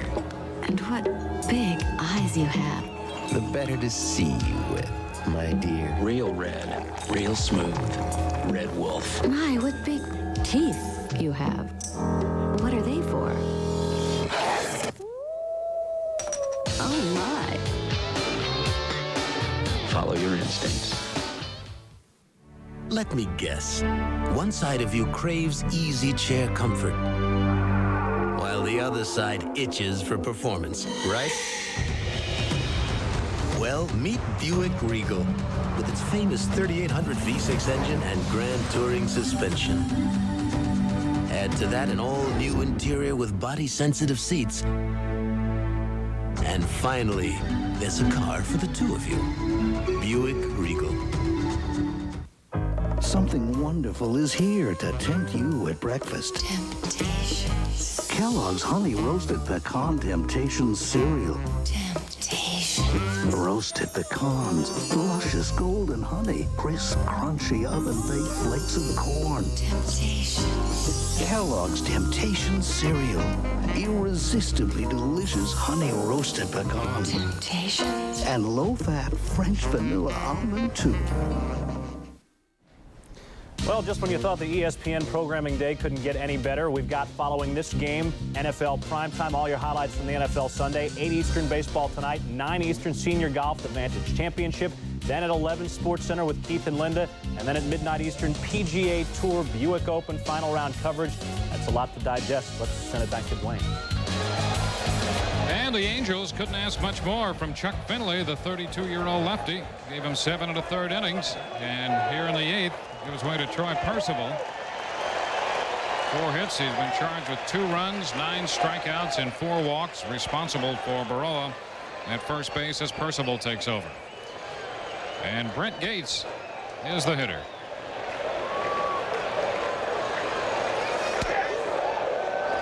Too close, ball 1.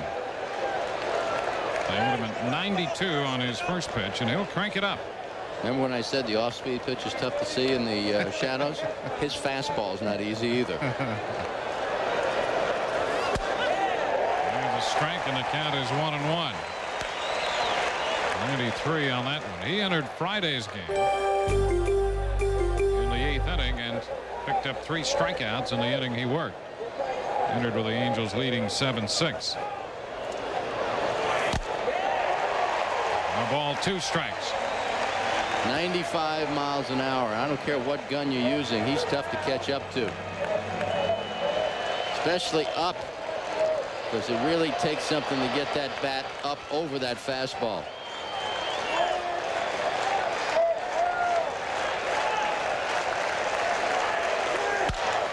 Down to first. Snow. DeCharcina wide throw. Safe there. And safe back at first. The Angels had a double play ball. Potential double play ball. But Snow's throw to second was wide, and that'll be an error charged to J.T. Snow, his 4th of the year.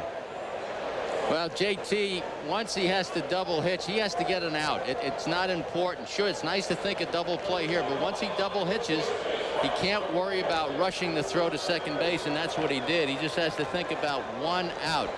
Forget the double play, and he just never really had a good grip on it once he tried to go in and get it. And that could be costly. Because Mark McGwire is due now. 6-2. The Angels lead. 2 men on with 1 out, and McGwire at the plate. And the pitch is in there for a strike. Boy, this makes this game quite interesting. The power of Mark McGwire, the hard-throwing Troy Percival on the mound. Because he has a pretty good breaking ball, too. Yep. This one down the right side. Could be tough out there. Hudler makes the catch. Hudler out from second base. That's quite a grab by the second baseman. Not an easy play toward the right field line.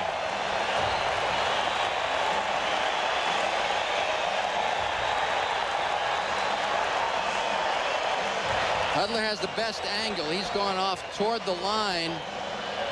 I don't think there's any call for the little slide, but he made a nice play. Look at this. There he is. Legend in his own mind. So the runners hang on at first and second, and here's Steinbach fouling one out of play. Strike 1. A big out on McGwire. Well, the A's tested the Angels a bit in the 6th inning. They have 2 men on, down by 4 here in the 8th. Now 2 outs with Steinbach, who homered in the 2nd. That was his 15th of the year, connecting off Finley. It's easy to get personal with Rex Hudler. He played for me for a couple of years, and I'll tell you, every time we needed a little shot of adrenaline, I'd plug him in somewhere, whether it was the outfield or first base or third base. And the way he plays and runs the bases, I used to accuse him of playing T-ball because he keep running until somebody tagged him out. 2-1 the count. But he does get a ball club going. I guess he figured he's always had enough speed that he could outrun most situations. sometimes himself.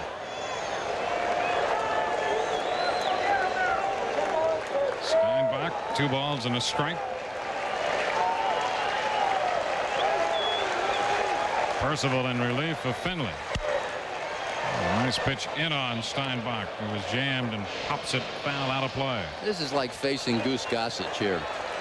What you have to do, you have to cheat a little bit as a hitter, where you start the bat ahead of time expecting fastball, and he throws a slider. You just tip your hat and say thank you very much, but you got me. And the pitch came boring in on Steinbach at 95 miles per hour. 2-2 the count. 2 men on, 2 men out. Here it is. And the count goes to 3-2. Well, we had a similar situation in the 6th when Chuck Finley went to 3-2 to Danny Tartabull and got him on strikes, leaving 2 men. Now Percival has gone 3-2 on Steinbach with 2 men on and 2 men out. I don't think this will be trickery. I think this is hard against hard right here. And it's foul back. Steinbach hanging in, staying alive. And that strikeout you were talking about Tartabull, that was probably the biggest out that Chuck Finley had this afternoon. That was strikeout number 7 for the last out in the 6th inning with 2 runners on base.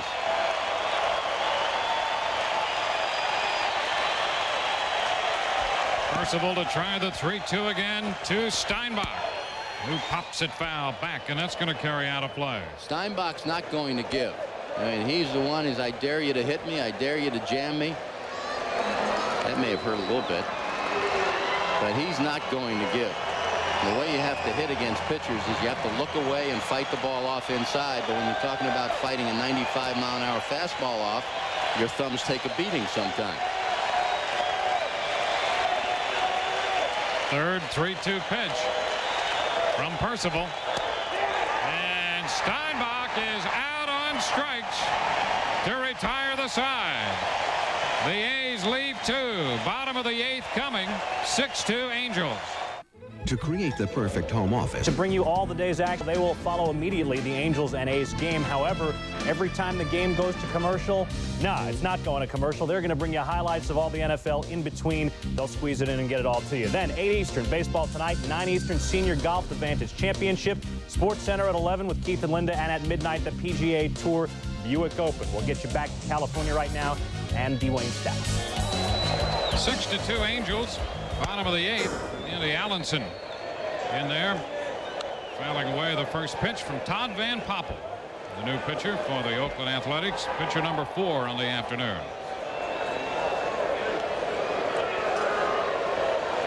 All 6 California runs came against the starter, Todd Stottlemyre.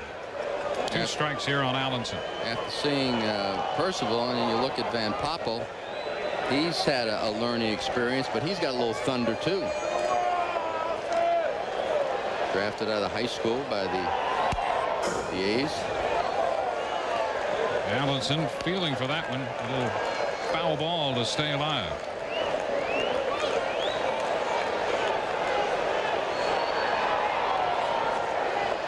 He's 0 for 3. Put the ball to the warning track in right field back in the 6th.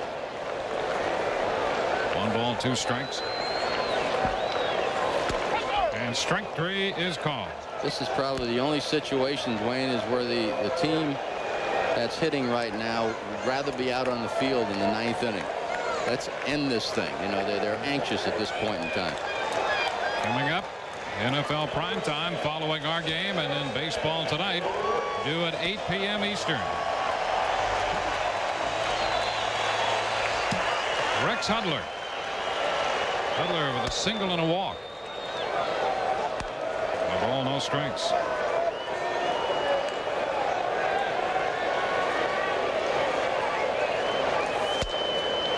And Poppel throws a strike. The count is 1-1. Been up and down for Van Poppel, and he'd like to get a good inning here, I'm sure, to finish off his year with a positive thought in his mind. He's ahead of Hudler. 1 ball, 2 strikes. California leading 6-2. Bottom of the 8th. The A's will have Danny Tartable, their DH, due to lead off the ninth. 2 balls, 2 strikes. The Angels have led throughout the afternoon. They open with 2 in the first.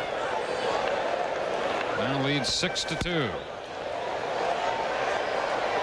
Count holding at 2 balls, 2 strikes. Finley for 7 1/3, and then Percival. He'll start the 9th inning. It's not a safe situation. Lee Smith will back Percival up if he does get in some trouble in the 9th. There's a line drive, base hit into right. Hudler's on for the 3rd straight time, picking up his 2nd hit of the game. So the Angels have some speed at first with 1 out as we go to the top of the batting order now. Tony Phillips will be the hitter.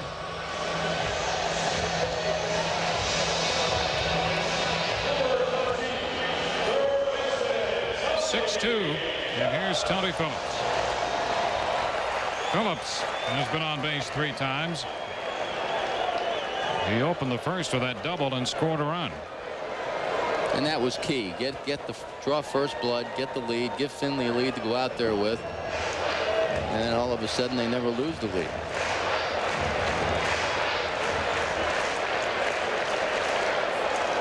Phillips has given them a good leadoff man and with punch. This one is down, a ball and no strikes.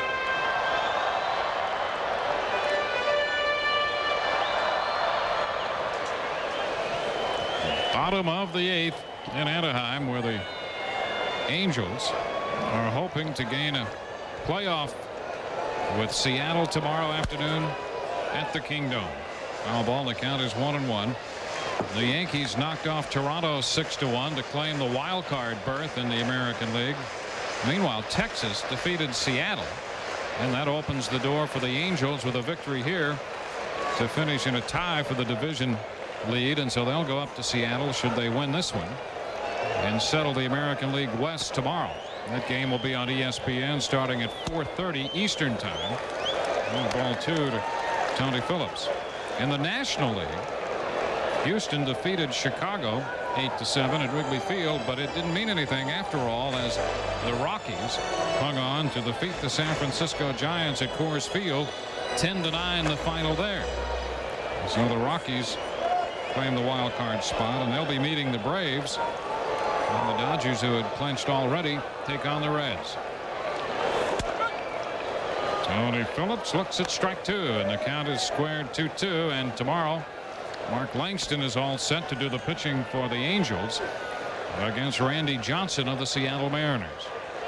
4:30 Eastern time, the start of that game, right here on ESPN.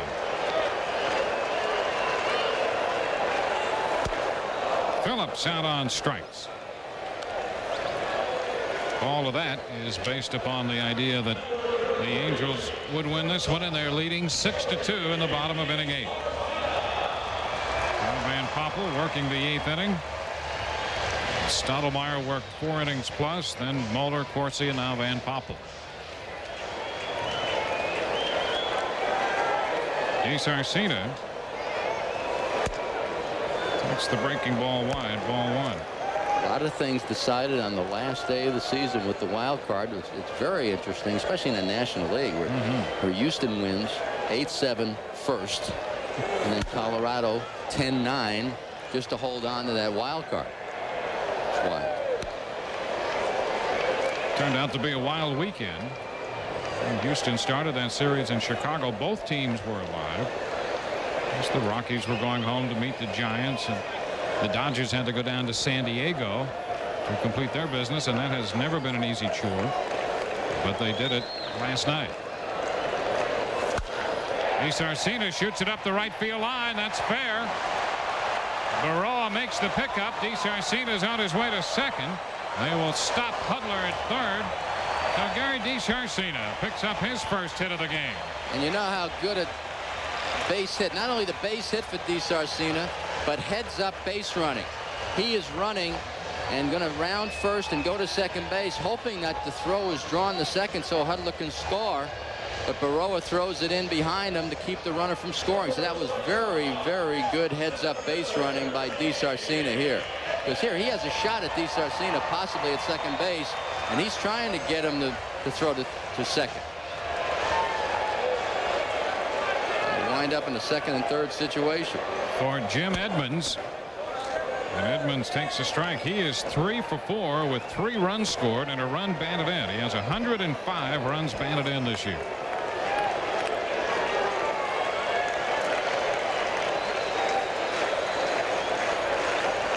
One strike to count on Edmonds. Reminder, Chris Berman standing by with NFL updates, and we'll have those between each half inning. Angels trying to add to their lead and carry a little more of a comfort factor into the 9th inning. And quick word, Steinbach and Van Poppel. Well, he's just telling you have a left-hand hitter here, a right-hander on deck, but it really doesn't matter. Tim Salmon's that hitter on deck. Neither one of them is easy pickings. However, if you do get behind Edmonds, just don't throw a ball down the middle. If you walk him, it's no big deal. And he throws a strike. He's ahead of him, 0-2. It's been a coming out year for Jim Edmonds.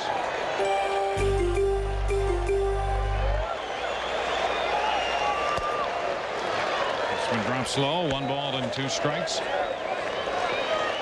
The Angels never dreamed that they'd get the kind of production from Edmonds that he has given them this year. I don't think he ever dreamed that. 33 home runs and 105 runs batted in. 30 doubles.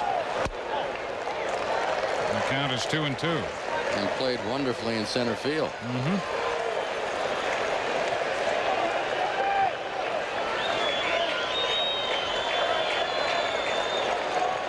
After falling behind, the count is now 2-2. And Edmonds lifts it into center. Brochus will go back, and that ball is in there for extra bases. Hudler scores. DeSarcina will score. Edmonds digging for 3, and he's in there. Edmonds, a 4-hit day, triples home 2 more. And the Angels go up 8-2. 107 runs batted in for Edmonds this year.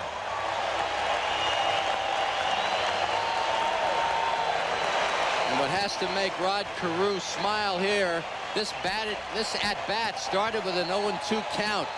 And Edmonds, what makes him such a good hitter is the fact that he does not try to pull the ball. But I know one thing, he's pumped at this point in time. Head first slide in the 3rd for a triple, 4 hits. Watch the reaction.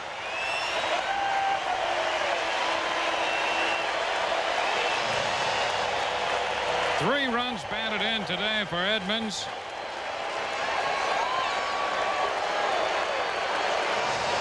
And a pitching change coming here. That's going to be it for Van Poppel.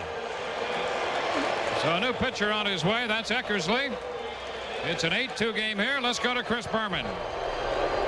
All right, Dwayne, thank you. So exciting with baseball there. We could have a one-game playoff with the Angels and the Mariners. We had the Cowboys losing for the first time in this 1995 season. There's an echo in here, but it was so impressive that we want the echo chamber to show you what happened as they played the Washington Redskins at RFK. First quarter, watch what happens is Troy Aikman. It's a grass, non-touched injury. Strained right calf. Aikman says he'll be out 2 to 3 weeks. The Redskins lead at 13-10 behind Gus Frerotte. Swings it to Terry Allen. 100-yard day. Look at him. Boom! Off one. Boom! On the other. He might have just stepped out, but the nice dive over the pylon is the touchdown 20-10 Skins. They lead 27-23 late in the fourth quarter. Wade Wilson bombed at Kevin Williams, but Tom Cotta is there to intercept it for the Skins. The upset. The Redskins beat their arch rival Cowboys 27-23. We told you Aikman says he's out 2 to 3 weeks, which would mean the Packer game at San Diego. Then the Cowboys have an off week. So really, if he's right with his 3 weeks, it would just be 2 games. Tom Jackson, you were at Dallas this week. And you had a feeling that the players were a little bit nervous about playing the Redskins because of what they knew. Well, Dallas's concern was that Norv Turner runs their offense, and if he executed that offense, they knew it would work. What they got is a great game from Terry Allen, and then defensively, they control Michael Irvin, force Kevin Williams to be the go-to guy. You use that formula, you get a win. Well, we are ready for a choke-down version of Primetime. We got all sorts of excitement out at the Big A, and it was a day when we saw Dallas lose. It was a day when we saw the Rams lose. Only Miami is left with the undefeated. Don Shula beat his Sunday. Those are some interesting highlights, and the Jaguars are just seconds away from their first win in franchise history. Back to Dwayne and Joe in Anaheim. All right, thanks, Chris. The Angel dugout feeling a little better about things, adding some insurance here in the 8th, and the fans, 34,000 plus strong here in Anaheim today, feeling good as well. I just wonder if there's a little melancholy on the visitors' side. La Russa brings in Eckersley in an 8-2 ball game. Could it be the last time? Eckersley on to face Tim Salmon, and the pitch is fouled right into the Oakland dugout. Strike one. Well, Eckersley has said La Russa has meant so much to him, and it may very well depend upon what La Russa decides to do in the next week and a half to 2 weeks as to what Eckersley will do, whether he will retire or come back.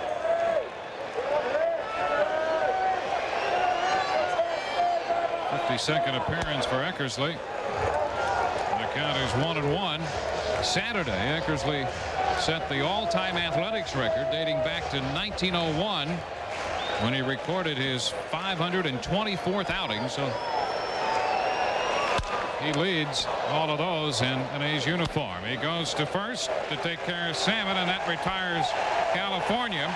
2-run score for California, and it's 8-2. Let's go to Chris Berman. All right, Dwayne, thank you. We certainly don't lie here. See, we come back with more highlights. And this time, the Tampa Bay Buccaneers. How many times have they been favored on the road since '81? Twice. Second time today against expansion Carolina, where Kerry Collins made his first start after the bye week. Derek Moore at the 1-foot line. No, but they can't get in. It's worse. It's a fumble. Oh, it's Pennant falls out for Tampa Bay. Moore redeems himself, though. Boy, when they're not near the goal line, Carolina is dangerous. Look at him go. He can't go all the way. 100-yard day for Derek Moore at 53 yards. We're tied at 7 in Death Valley. Bucs lead 10-7. You know their best passer was today? Wasn't Trent Dilfer. Reggie Roby.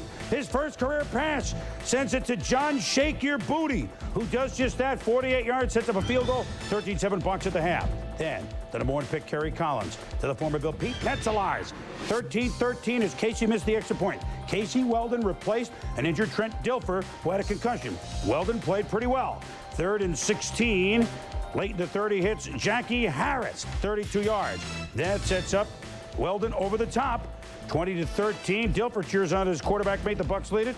And they go on to beat the Panthers 20-13, even though they had a couple of opportunities there. So the Panthers close to winning for the first time, but the Buccaneers are second in the Norris by the count of 3, by a 3-2 record. The rest of the Norris division was off this week. More primetime coming up later, but now let's go back to Anaheim and Dwayne and Joe, guys. Okay, Chris, we go into the 9th inning with the Angels leading 8-2. A little insurance in the bottom of the 8th for California. New third baseman. Rene Gonzalez takes over for Phillips as we head into the 9th. I think Chris Berman said more in those 2 breaks than we have talked about all game. Got to cram it in. A lot going on. Covered coast to coast. North to south, east to west. Here's Tarnable. Danny is nothing out of 3.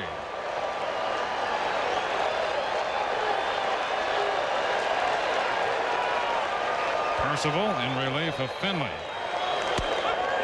And the first pitch is a strike.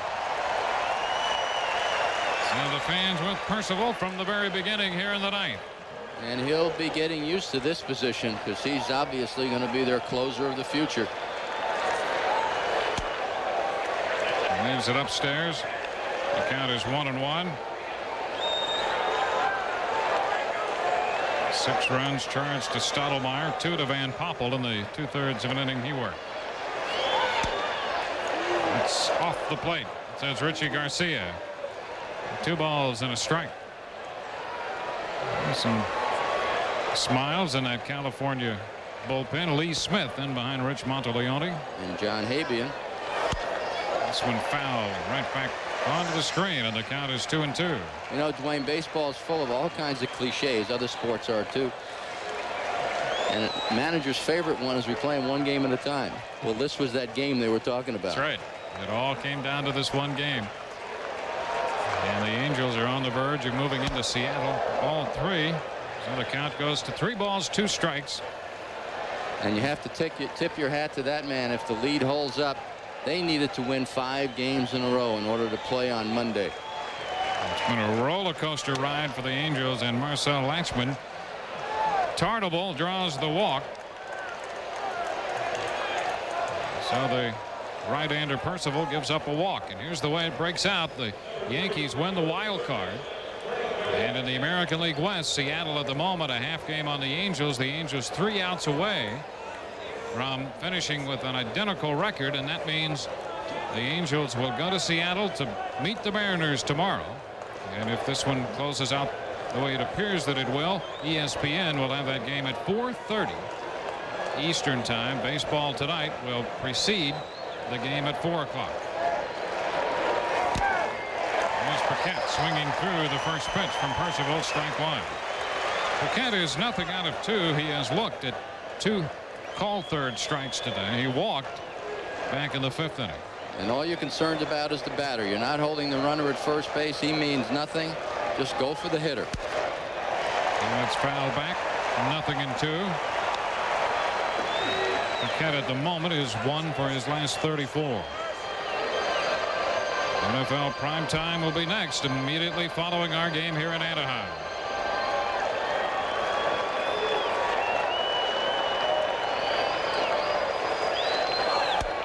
Upstairs, 1 ball, 2 strikes.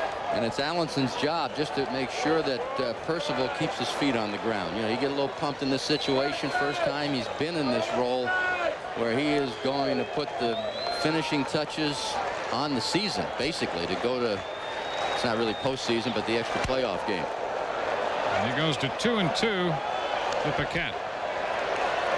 So Percival, after walking Tartable, went to 3-2 and walked him, has gone 2-2 here on Paquette. And that should probably signal for Lee Smith to get going in the bullpen.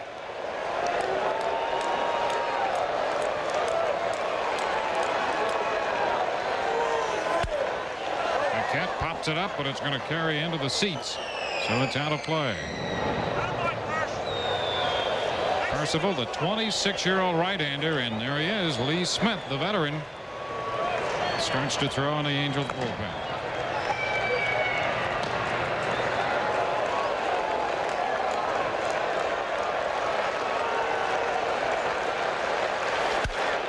Paquette lifts it into right. Salmon shading his eyes and makes the catch. A fair ball when he caught it for the first out. So the Angels are 2 outs away from heading into Seattle with a showdown with the Mariners tomorrow. Security out in full force, anticipating the finish of this game.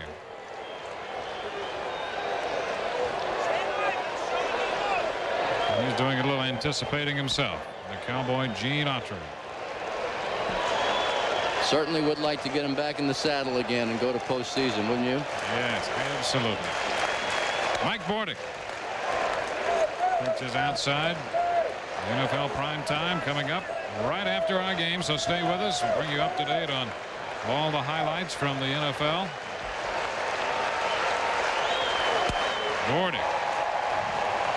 That pitch thrown by him, and the count is 1-1.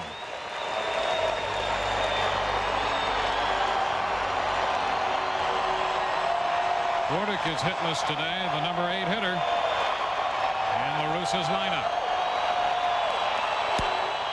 That's out of play, and Percival is ahead in the count. 1 ball and 2 strikes.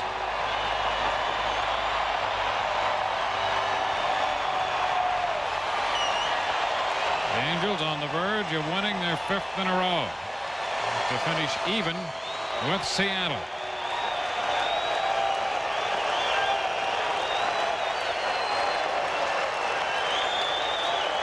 The 1-2. And he strikes out Bordick. Second strikeout for Percival. That's the 11th for California pitching. Finley struck out 9 in the 7 1/3 he worked. What a fastball. Stays away. No chance. No chance. And watch the Cowboy. How many more outs? Just one more time. Now Scott Brocious 0 for 2 with a walk. Fans on their feet. 34,000 plus in Anaheim.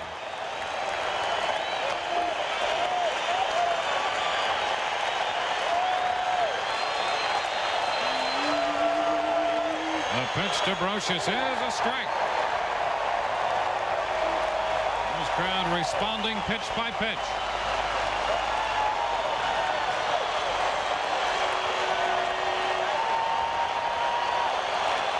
They have another game to play tomorrow. You can celebrate, but not too much.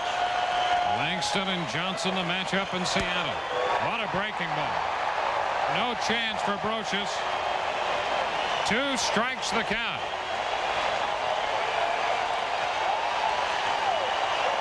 Here's the one he's going to try to throw 300 miles an hour, I think.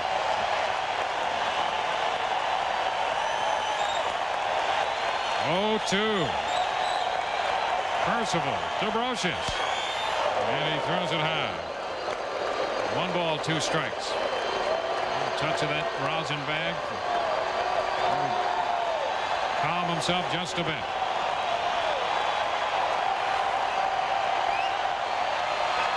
Percival trying to end it.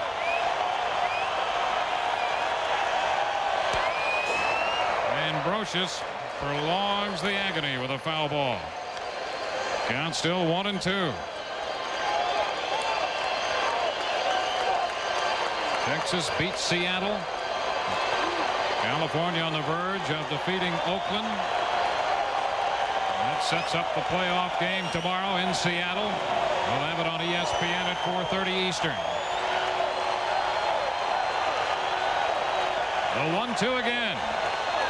He got it. Brocious strikes out. And the Angels have defeated Oakland 8-2. And they earn a trip to Seattle, where it will be Langston and Johnson tomorrow. For Joe Torre, I'm Dwayne Stats from Anaheim, California. So long, everyone, as we go to Chris Berman.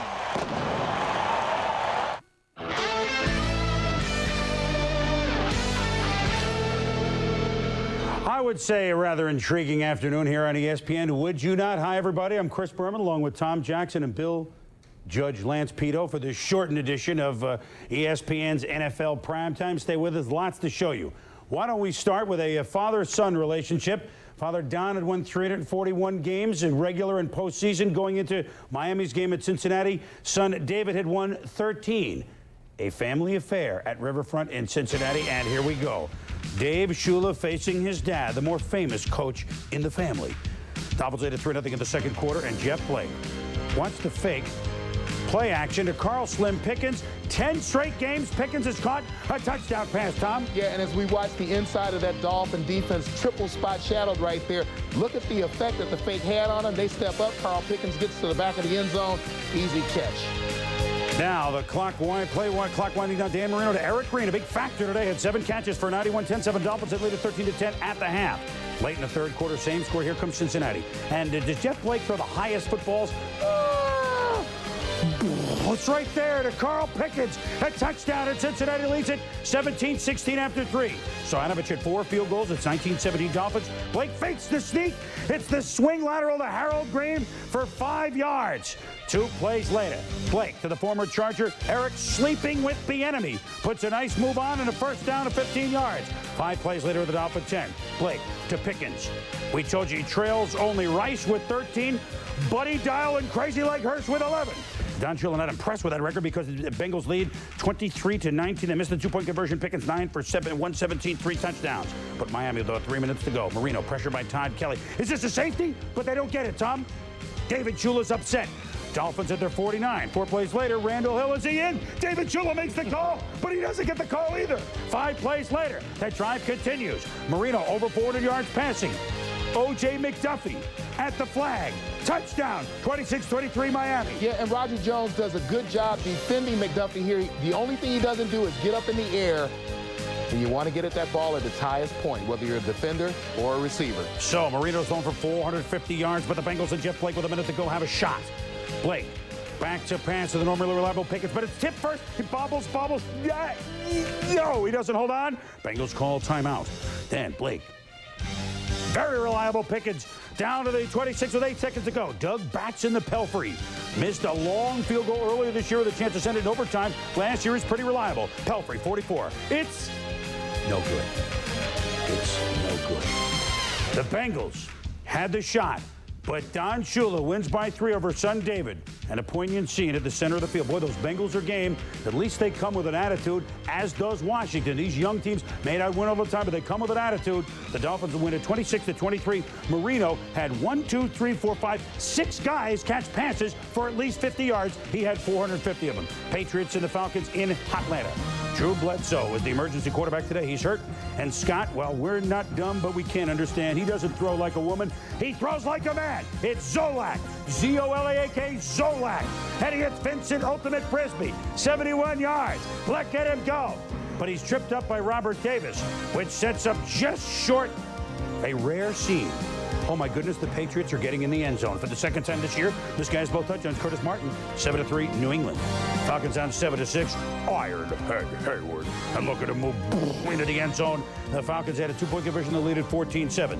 Patriots shell 17-7. Zolak to Sam Gash. It's a touchdown. And the Falcons lead cut to 3 at the half. Tied at 17 in the third quarter. George picked up by Maurice Hurst. And he goes in the end zone for a touchdown, but they call a penalty. Well, as we take a look at this play, you saw that Maurice Hurst actually made a great play. We won't see it again, but he made a great play defensively. That was a shaky call, at least for the Patriots' point of view, but this was a shaky look at Eric Metcalf. Eric Metcalf, so a 6-point lead becomes a 13-point win. Falcons beat the Patriots by the count of 30-17, and I know Atlanta hasn't beaten any team this year that's won more than one game, but they don't need to apologize because they're 4-1, and New England, a Super Bowl season on the brink, they thought was 1-3, even though Zolak led him in the end zone twice. They only had 1 touchdown going into that. But, Tommy, the Bengals-Miami game, entertaining. We talked about Bengals' attitude. 450 yards, though, for Marino. Well, I think they're a team that takes their lead from Jeff Blake. They play fearless football. You know, Dan Marino throws for 450 yards today. You would expect that they would blow the Bengals out, but it was missed opportunities in the red zone, forcing the Dolphins to settle for field goals rather than touchdowns. And I like to think of this Bengal offense as a big play offense. When you think about Jeff Blake, Darnay Scott, Pickens, these people can put points on the board, and they're getting more and more exciting. They are eventually going to get over that hump. But it is intriguing that when just about all the undefeated teams have fallen. Right. Here is Miami, and they're chasing the record of another one of Don's teams, the 72 Dolphins. Here's Miami sitting there at undefeated without any company. When we return, could the Rams try and make it 2 teams that stayed undefeated, or would the Marshall Plan be in effect for the Colts? Stay with us. I've decided. NFL Primetime is brought to you by officially licensed NFL apparel from Lee Sport, the brand for fans like you. All right, Bill Pito with us, and a couple of troubled teams, really. The Eagles making a quarterback swap, and the Saints looking for their first win. And what were they saying at New Orleans? Paper or plastic? That's harsh. Harsh. Yeah, both teams having some problems. The Eagles' West Coast offense has been coasting. It's not in drive. It's far from being in overdrive. The Eagles are averaging just 160 yards a game passing. Only the 2 expansion teams have been worse. So Rodney Peete is in. Randall Cunningham out as the starting QB. The struggling Eagles offense against the struggling Saints defense, which is worst in the entire NFL. So we got Cunningham watching. We got Jim Moore's Saints 0-4. First quarter, 3-0 Saints. Eagles first possession. Rodney Peete's first pass hits Ed West. It's good to have a West in the West Coast offense. Eagles would drive. Later that drive, Peete to Fred Barnett, fighting down to the 2-yard line, 1st and goal. On 1st and goal, Waters is stuffed. Shaken up on the play is Waters, but he would return. 2nd and goal now. Charlie Garner is stuffed. Is there an echo here? 3rd goal. Saints D thinking goal line stand. Rodney Peete back to pass. Ernest Dixon knocks the pass away. Eagles settle for the Gary Anderson field goal. Water to the locker room to get checked out, but he would come back. Eagles driving again in the second quarter. Pete under pressure. Wayne Martin coming up, the defensive lineman with the INT, Tommy, a defensive lineman's dream. Yeah, we see the penetration by number 56, Dixon, but look at Martin. He's great concentration, still fighting to the football, and then the nice one-handed stab. Saints offense ineffective. Everett's pass defended by number 21, Bobby Taylor. He's the rookie from Notre Dame. Another example. Everett. Back to pass. Quinn Early is wide open. Whoops. It's 6-3 Eagles at the half. Rodney Peete, the numbers pretty good in the first half of play. Third quarter, Saints with the football. Everett back to pass. First-round draft pick Mike Mamula, his first career sack. Welcome to the National Football League. Everett sprains his ankle, would return. Next play, very next play, Hodson at quarterback. Tommy Hodson hands off to Torrance Small, and look at this. Small with a big run. 44 yards for the Saints touchdown. It's 10-9 New Orleans. Saints D doing the job. Tyrone Leggett incoming with the sack. Saints D on the field for 39 minutes, 36 seconds, having trouble against the run. Now the Eagles, Tommy, on defense. Yeah, Mamula at the bottom of your screen does not play like a rookie. Watch the move to the inside, the nice spin on Dombrowski, and the sack of Everett. Saints, though, with a final chance. Down 5, 9 seconds to go. Everett needs a miracle. It is long. It is deep. It is up there. And it is picked off by Barry Wilburn. Eagles win 15-10. Pete, 18-29, 173 yards. Coach Ray Rhodes says he will start next week. Gary Anderson, 5 field goals. Waters, 26 carries, 79 yards. Just Philly's second win in the last 12 games. And, guys, they didn't look that impressive. They get a win. What are we to make of the Philadelphia Eagles? Well, I want our viewers to examine this evidence, go back to the jury room, and come out with a verdict. I'm not going to tell you what this means. If the Saints are as bad a team as they have appeared to be the first month of the season, and they can play the Eagles this tough, then what does that say about the Eagles? Don't answer now. Deliberate first, and then come back and let us know. Well, while the prosecutor and the judge think it over, let's go on to the next game here as the Rams and the Colts, Tommy. And what a September it's been for the St. Louis Rams. I mean, they were Cinderella. They were 4-0. And at Indianapolis today, it was the Colts' job to turn their carriage into a pumpkin. Here we go. About 10,000 or more fans driving from St. Louis, the short drive to Indianapolis.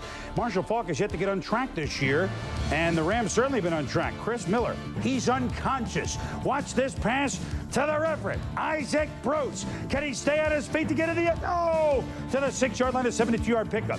What a season for Bruce. And Miller knows it, says, all right, big fella, you get the touchdown. 7-0 St. Louis. But on the Rams' second possession, Miller, the first turnover of the year, as Damon Watts, wearing Johnny Unitas' old high tops, makes the interception for the COLTS Colts. That leads directly to Marshall Faulk. And I'll tell you, if they played flag football on this day, the man would have 100 yards. He wasn't touched on this one. 32 yards. We're tied at 7. 10-7 Rams second quarter. Jim Harbaugh getting his second start. Pressure. Dumps to Roosevelt. Pops. It's 52 yards down to the 33. Next play. Again, flag football.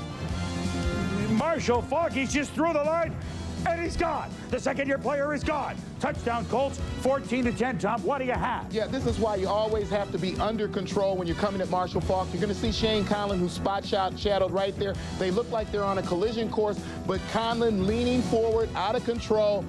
Faulk makes the nice cutback and heads for the end zone. And Shane is not going to run him down in the open field. First half, 125 yards in the first half alone, 177 on the game. Third quarter, Miller to the former Patriot and Bear, starving Marvin Cook. But again, boom, it's a fumble. It's picked up, rumbling, bumbling, stumbling. It's finally picked up by Quentin Corey out about 80 yards downfield. Colts take advantage. Faulk. Oh, they get a hand on him. They pulled the flag, but this is tackle football. And he's going to go 20 yards inside the 20. 3rd and 18. Harbaugh looks for a receiver. All those Colts should wear the high tops. As Faulk makes the catch, makes the move. Down inside the 10, who would later score his third touchdown, 21-10 Colts. Watch the Rams here, a true reverse. Number 81, Todd Heat in the Kinchin, throws to number 18, Johnny Thomas. They trade the ball, they trade jerseys, they trade sides of the field, and look at him go. It's 60 yards before he's finally knocked down. But today, the Colts had a pass rush, Tom. Yeah, that pass rush came alive here. Tony Bennett coming from the right of your screen forced Chris Miller to throw the ball before he was ready. And Miller tries to find Todd Kinchin on 4th and 19. Oh, and he can't hold on. Rich Brooks, for the first time in the NFL, suffers defeat. Hey, you got to give him the nut. It took a month to get it to somebody finally beat the Rams, who scored late, got the two-point conversion to lose by 3. But it's the Colts that get the win, and they had the bye last week, and St. Louis did not. Maybe that was the difference, that the Colts beat the Rams by the count of 21-18. As we go inside the numbers, well, the first 4 games, Rams rushing defense, not only, they force all the turnovers, they allowed under 300 yards in 4 games, all wins. Today they give up 235, 177 to Falk. And you give up that many yards, you're going to lose. Sometimes football's a simple game. Turn it over, give up running yards, you lose. Don't turn it over, run well, you win. Coming up, revenge time for the Steelers against the Chargers. Oh, boy! Could the Steelers step up tall? Jerry Rice was battered, but sooner or later, he finds his way into the end zone against the Giants. To all the people wandering around lost on the internet, You must be looking for a new ride, right? Yeah. Prodigy introduces interest groups. Ever since I saw the movie The River Runs Through It, Brad Pitt, I said, you've got to go fishing. Bullfrogs also eat these. Ordinary men can't stand it when that happens. 10 o'clock, 2 o'clock. Fly fishing, just one of the many interest groups you'll find in the new Prodigy. Call 1-800-PRODIGY for software. Oh, isn't that cute? What? You guys are like the 3 bears. You're double Whopper, Whopper, Whopper Jr., Bing, Bang, Boom. I'm hungry, so what? Well, nothing, just sort of struck me as funny. So what are you saying? I'm like the mama bear? A Whopper value meal for any size appetite, starting at $1.99 every day at Burger King. That's getting your burger's worth. Hey, baby bear, you gonna finish those fries? Yes. Ooh, somebody needs a nap. All right, welcome back to NFL Primetime. Last January, certainly, San Diego made football history as they upset the Steelers in the AFC title game. Today, the Lightning Bolts return to the scene of the crime. And after that 17-13 score hung like a bad garlic hanging in your kitchen in the Steelers, they didn't have to be reminded when the Chargers hit the field today. And last year, it was Dennis "Guitar" Gibson who had the riff. He knocked down the final pass. It was the Chargers that went to the Super Bowl. The Steelers needed 3 more yards, and after last week, they couldn't wait to get back on the field as they fumbled their way against Minnesota. This is Eric Pegram, 7, gets the start instead of Bam Morris, run for 17 yards against what was the #1 defense in the AFC. Terrence Shaw played so well against John Elway, was picked on all day. Eerie flags, Yancey Thigpen. First half, the Chargers only had 170 yards on offense. They had 94. They gave up in penalties, and Bam Morris in, touchdown. A 75-yard drive at 7-0 Steelers. Chargers first possession, Stan Humphries. Tipped by Shannon Mitchell. Picked up by Willie Williams. And he just could go all the way. Makes the move on Humphries. Natron Mead's way. He slowed down at the 10. What happened? 63 yards. It's 14-0 Steelers. First quarter. Still.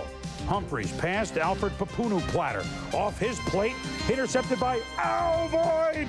Will you put that ball down and get in the end zone? Alvoid Mays, 32 yards, 21-0 Steelers. Yeah, and certainly Papunu should have held on to the football right there, but good concentration by Alvoid Mays. He makes a nice catch and a nice run toward the end zone. You want to see the highlight of the day, Tommy, for San Diego? It's bad when the punter has the highlight, but Darren Bennett was a former Australian rules football player. And watch this, here's the punt. And Andre Hastings is going to make the return. And watch Bennett. He doesn't run away from it. It's boom. This is the punter. But for San Diego, that really was their highlight, Mike. 3rd and 15 for the Steelers. Second quarter, they lead at 24-6. Mike Tomczak shaking off a couple of bad games. Oh, Yancey Thigpen with a beautiful grab between defenders at 25 yards, setting up Bam Morris, 31-6. Junior Seau had a hamstring injury, watched the whole second half. Meanwhile, Humphries, Tony Martin, leading receiver in the AFC. Oh, it was this sort of day for San Diego. And they're 0-10 lifetime at Three Rivers in the regular season. 2-0 lifetime in the playoffs. I'm not sure what that means, but since it's the regular season, it means they lost. Pittsburgh 31 and the Chargers 16. And obviously, Tommy, the Steelers came out with renewed focus. And it was more than just, hey, the Chargers are coming in. They're a better team than we've seen the last couple of weeks. And I give a lot of that credit to Bill Cowher. I think that I respect the coach more for pulling that trigger and making a change, shaking things up, getting something done. And Eric Pegram in for Bam Morris. I think you saw Pegram very effective in the first quarter, and I think it got Bam Morris's attention. As far as the San Diego Chargers, I thought that Martin drop typified their day. They just didn't do the things that they've been successful doing the first month of the season. Yeah, they had been playing well, but now they go into a Monday nighter at Kansas City. So a rough, and then Dallas next, a rough stretch for the Chargers as they lose at Pittsburgh when we return. Speaking of the Cowboys, who will be a quarterback in that game a couple of weeks from now? San Diego at home against Dallas. Some scary moments, scary ball game. Dallas at Washington against their rivals. Stay with us. There's one way. So you would figure maybe they win. For 62 straight regular season games, Ryan D did not allow a 100-yard rushing performance, but in 3 of the first 4 games this year, the Cards have allowed a runner to go over 100 yards. The Chiefs and Cards for just the 5th time ever and the first time since 1986. Buddy Ryan says, give me some defense. First quarter, no score. 3rd and goal from the 1-yard line. Garrison Hurst tries to go up and over, but he's stuffed. Then 4th and goal. Larry Centers gives it a try. They nail it for no gain. The Cards, 0 points in the first quarter this year. First play, second quarter, a developing situation. You got to get a load of this one. Steve Bono, look at this. Joe Valerio out in front says, go Steve, go Steve, go Steve, go Steve. Steve's huffing, he's puffing, he's running. Steve Bono's at the 20, Steve Bono's at the 10. 76 yards and a touchdown, the longest run for a touchdown in the history of the National Football League, Tommy. Yeah, and you watch the fake. Billy, it's a good fake, but I don't know if it's a good enough fake to draw all 11 guys. We talk about the over pursuit of that Cardinal defense. There you saw a great example of it. Then a punt, Marcus Dowdell. I got it, I don't have it, what do I have? I got a fumble. Dale Carter recovers, that leads to Bono. Look at this, Valerio, remember, he said, Steve, run, and now Valerio says, Steve, pass, I'm wide open, Valerio, tackle eligible. 4th career touchdown reception, 14-0 KC, Tommy. Yeah, again, overcommitment at the line of scrimmage, the nice fake right there, but you see the tackle, he goes through, he fakes his block, he gets to the seam, and look where the 11 people are for the Cardinals. 3rd quarter, 14-0 Chiefs. Craig, incoming. Sacked by Martin Bayless on the blitz. Then Craig sacked by Neil Smith. Chiefs 7 sacks on the day. They got 17 on the year. Chiefs then put it away. 14-0 at this point. Bono finds Lake Dawson, 14 yards, and a great catch for a touchdown. Chiefs win, 24-3. Cardinals now a disappointing 1-4. Bono 7 of 17 for 78 yards passing, just 2 touchdowns. The yardage not there, but he did have that phenomenal touchdown run. Elsewhere, Jacksonville and Houston. Hold on. Chris Chandler completed 88% of his passes last week. How would he fare first quarter? Chandler with a terrible start. Picked off by Darren Carrington. Carrington returns it to the 20-yard line. Jags take advantage. Ryan Christopherson barrels his way to inside the 5, down to the 2. Then Christopherson gets the call, muscles his way, touchdown. TJ, what about Chris Chandler now? Had the great game last week. How's he doing in this one? Well, so accurate last week. Here you see him drop back, has good solid protection, steps up in the pocket, ball thrown behind Haywood Jeffries. Then Chandler tries to throw it away, almost picked off. Chandler in the first half, 11 of 22, 100 yards, 1 interception in the first 2 quarters. 3rd quarter, Jags lead at 10-6. Steve Berline starting back from the knee injury, rolls out, roll in. Oh, what do we got? Fumbles. Good pressure from the Oilers. Oilers recover at the 45. They take advantage. Chandler hits Rodney Thomas. 17 yards and a touchdown. Oilers have their first lead at 13-10. Indication now how the game developed. Chandler's pass hits the ref. Whoops, hits him in the head. Michael Rohn catches the deflection for Houston. Thank you very much. It was that type of football game. 4th quarter, 3 minutes to go. Oilers ball. Rodney Thomas, you saw the fumble at the 45-yard line. Jags get to work. Under 2 minutes left. Brunell in the lineup to Willie Jackson at the 30. Brunell keeps it himself. Out of bounds. Oh, at the 15-yard line. Under a minute. Brunell to Desmond Howard. Nice running. This is great running. Touchdown. Jags up 17-16. Oilers with one last chance. Chandler fires, hits Haywood Jeffries. First down at the 43. Then Chandler hits Jeffries again. This time at the 39. Sets up a field goal for Al Del Greco. What do we have? We have this. We have the Jags trying to hold on. Del Greco, 51 yards out. No good. Tom Coughlin says, yeah, we won. Oh, it feels good to win. As the Jags win it by the score of 17-16. Houston drops to 2-3. The Jaguars now, Chris, 1-4. Wow, Coughlin never jumped that high in his life. No, he's been working hard at those 2-a-days that he had all summer long. Congratulations to the Jaguars, and certainly the Panthers will be close, but Jacksonville They win it. Good job for them. Well, a team that's not usually to struggle again to get a win is the San Francisco 49ers, although last Monday they were upended by Detroit. In come the Giants the last time they met in this great series in the 80s and early 90s, a 44-3 pasting of the Giants by San Francisco in the playoffs in '93. So, Steve DeBerg, the Giants quarterback coach, used to play some for the Niners, but that's a long time ago. Steve Young and the 49ers are down 3-0. And you got to give the Giants credit because they really laid the lumber. Jerry Rice. That was Brett Jones get hit by Vincey Glenn. And Jerry Rice banged up a bit.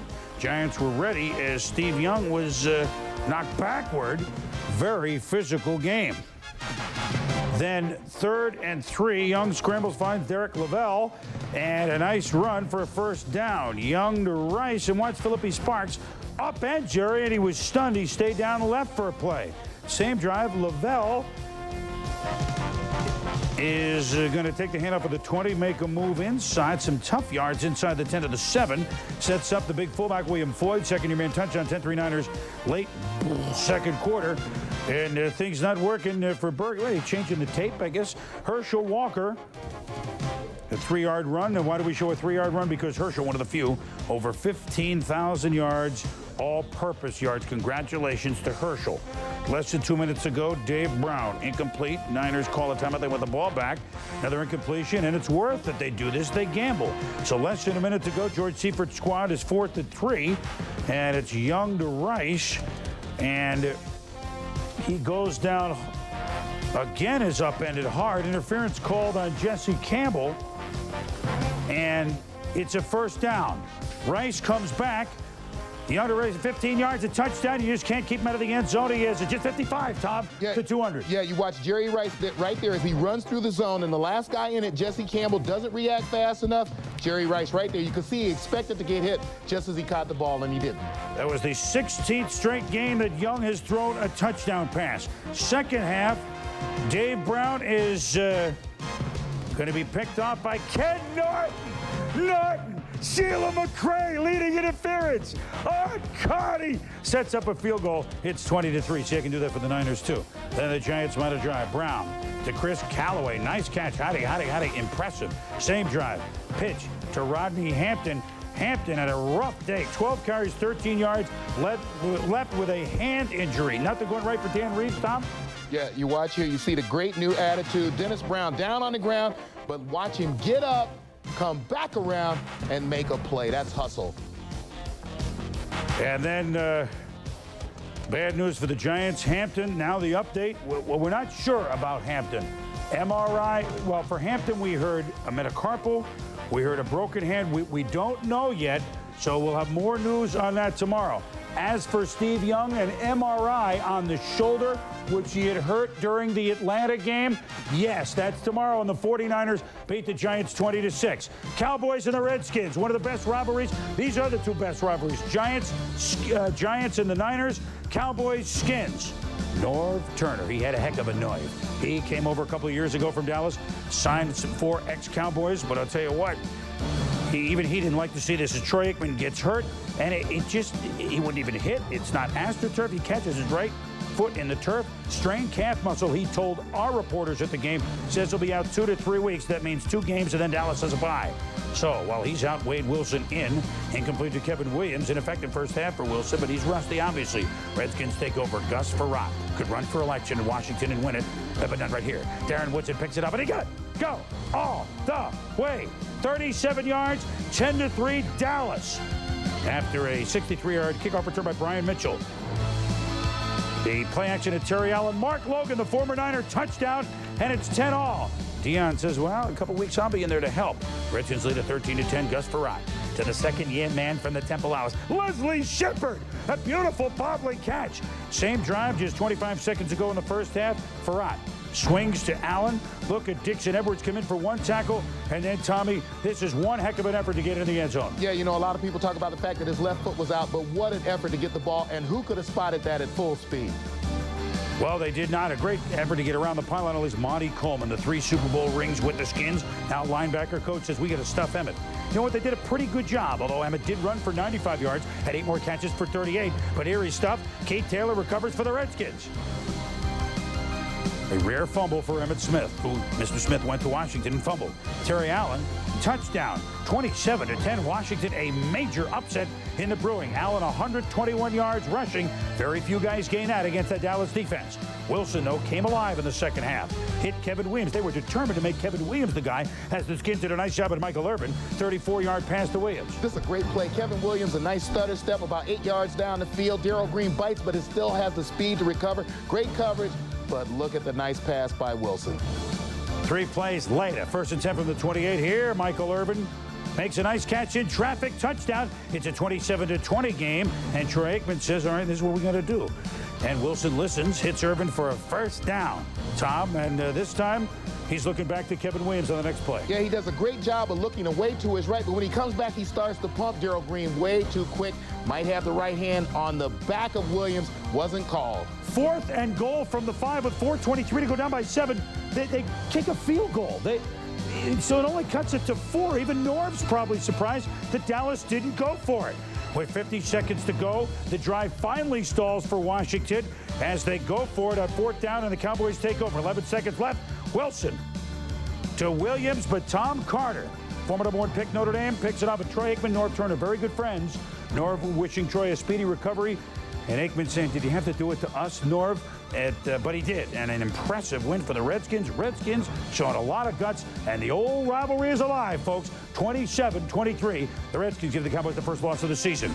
Welcome Mattingly. For the first time in the majors, Don Mattingly going to the postseason. Baseball tonight coming up. All right, gentlemen. Tomorrow, your butts are mine. Lights out. Man, I'm hungry. Russell Athletic Wear is made to handle the toughest situations on and off the field.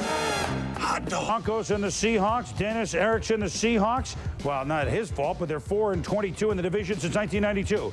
Rick, no time to wallow in the mire. He passes to Joey Galloway, the number 1 pick. They're down to the 1-yard line. Chris Warren, touchdown, another 100-yard game for Warren. 7-0 Seahawks. 3rd quarter. Erickson says, you mean we can win 2 in a row? And win for the first time in franchise history after by Warren. Touchdown.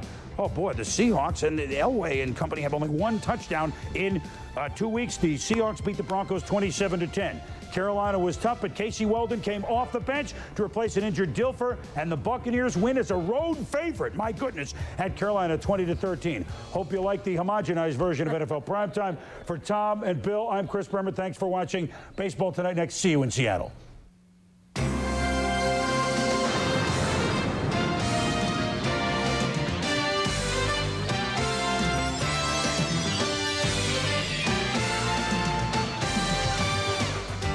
On Baseball Tonight, as the regular season draws to a close, some teams are crying out for help. Mayday, mayday. And here is a base hit over third baseman Magan. His head gets by the left fielder. There's a fairy tale beginning, point to a postseason postscript for the Rocks.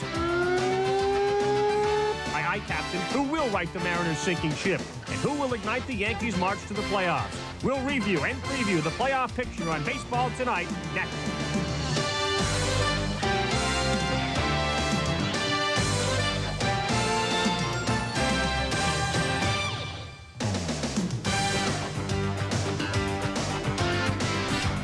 Hello and welcome, everybody. Alongside Peter Gammons, I'm Carl Ravitch. It has been 727 days since baseball has had a day as meaningful as this. 3 years ago, Braves and Giants fighting for a playoff spot.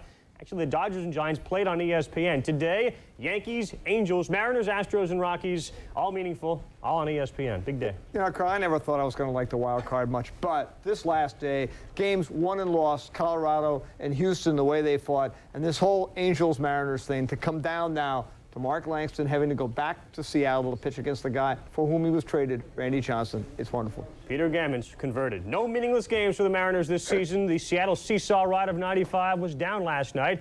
A chance to clinch flew out of the yard as quickly as Andy Bennis could turn his head around and see where it was going.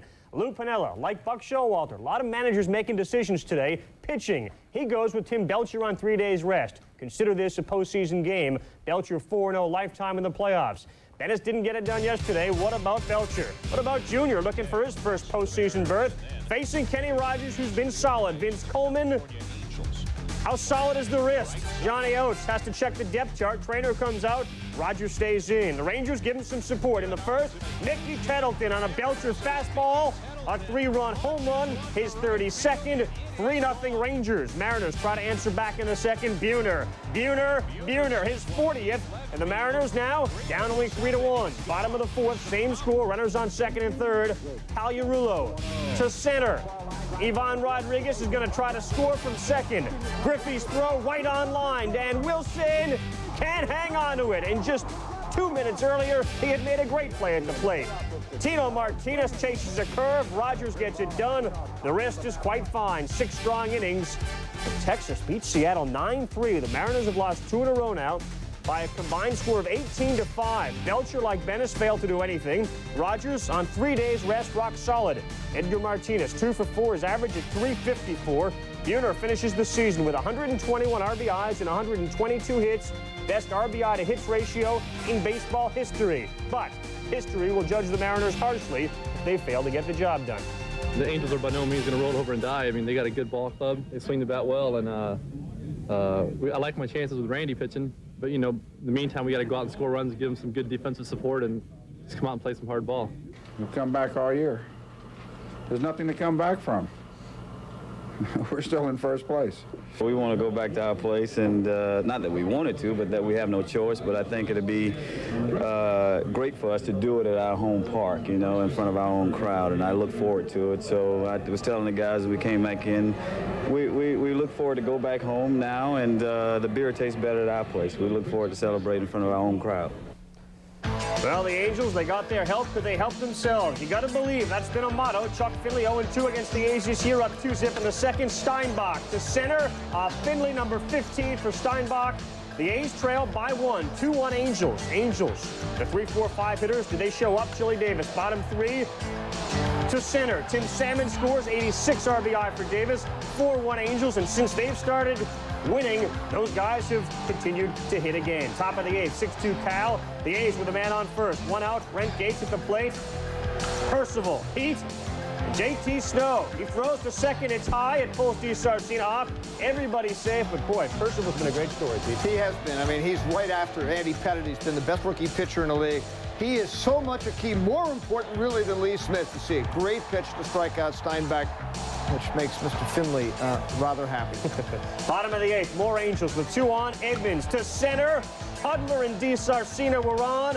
Edmonds doesn't get the home run, but he gets the triple. And the Angels looking like the Angels of old. 8-2 at this point. Top of the 9th, 2 outs, and Percival trying to close the deal. Scott Brocious is broken.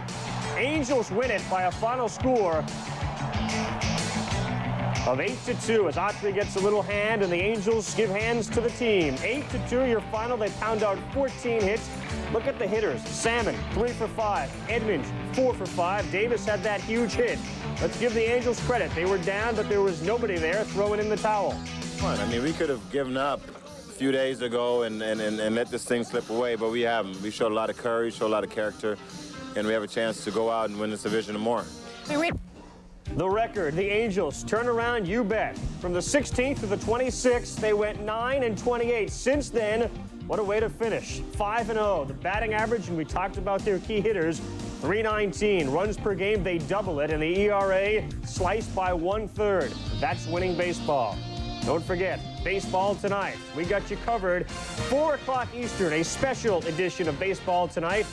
We head into that one-game playoff between the Angels and the Mariners. Salmon and Griffey, we talked about the pitching matchup. The game comes your way at 4:30 Eastern here on ESPN. Baseball Tonight at 4 p.m. Eastern. That is tomorrow. So, Peter, how many lives does an Angel actually have? Marcel Latchman, he used that 78 Red Sox as an example of a team that didn't fail. Everybody thinks they failed. They actually had to come back. The speech worked. Well, it really did. I think the key here, though, is Chuck Finley. I mean, Latchman made a great decision. It was Langston's time to pitch on 4 days rest Wednesday night in that absolute mania in Seattle. He went with his ace. He went Finley on 3 days rest. He turned the whole thing around. It gave Langston the extra day's rest. Then Finley clinched it today. Man, Chuck Finley is so much the heart and soul of that team. I've seen a lot that these, even if they don't win tomorrow, that they can take back how great Salmon and Edmonds and Snow were this weekend. But listen, the Angels have done an awful lot to get here. It makes it an awful lot of fun. It's just, it's Randy Johnson in the dome. I was going to say, Pennant has had to make some tremendously big decisions. No decision tomorrow. It's easy. It's Randy Johnson. Now, speaking of decisions, the Yankees facing Toronto. Buck, he's looked like a genius lately. He left Pat Kelly in on Thursday. Boom, a game-winning home run. Yesterday, he throws Scott Kamenicki, and he fires a 4-hitter. Today, with a win guaranteeing a playoff spot, Cone sits, Sterling Hitchcock gets the start. Is he going to be a genius again? Well, the Yanks scored 4 in the first. Yesterday, top first, 2 on for Sierra. He doubles off the wall in right as he went down to get a curve. Deion James and Bernie Williams scored 2-0 in favor of the Yankees. And Peter, after a Jays defensive miscue helped make it 4-zip, Hitchcock gets some help. Well, of all the teams in the postseason, I think the Yankees are the best defensive team. And here, the most valuable super sub in baseball, Randy Velarde. Great play to throw out Olerud at the plate. Wherever you put Velarde, he gets it done. Don Mattingly, thinking about the postseason for the first time ever, thinks about a home run. Off the screen, his 7th of the season. It seems so appropriate. Bottom 6, Olerud. Off and into right field. A single. It scores Huff, 5-1 Yankees. Peter, 2 on, 1 out. They bring in Wickman. When the Yankees left New York, one of the biggest things Buck had to do on the road was get Wickman and Steve Howe back. Here, Wickman comes in, gets the huge double play, gives him some momentum in the postseason. Second part of that story, speaking of momentum and a guy who needs it, it's Howe. He gets Randy Knorr to ground into the 6-4 force. And the Yankees, yes, they get it done. Don Mattingly is going to the playoffs.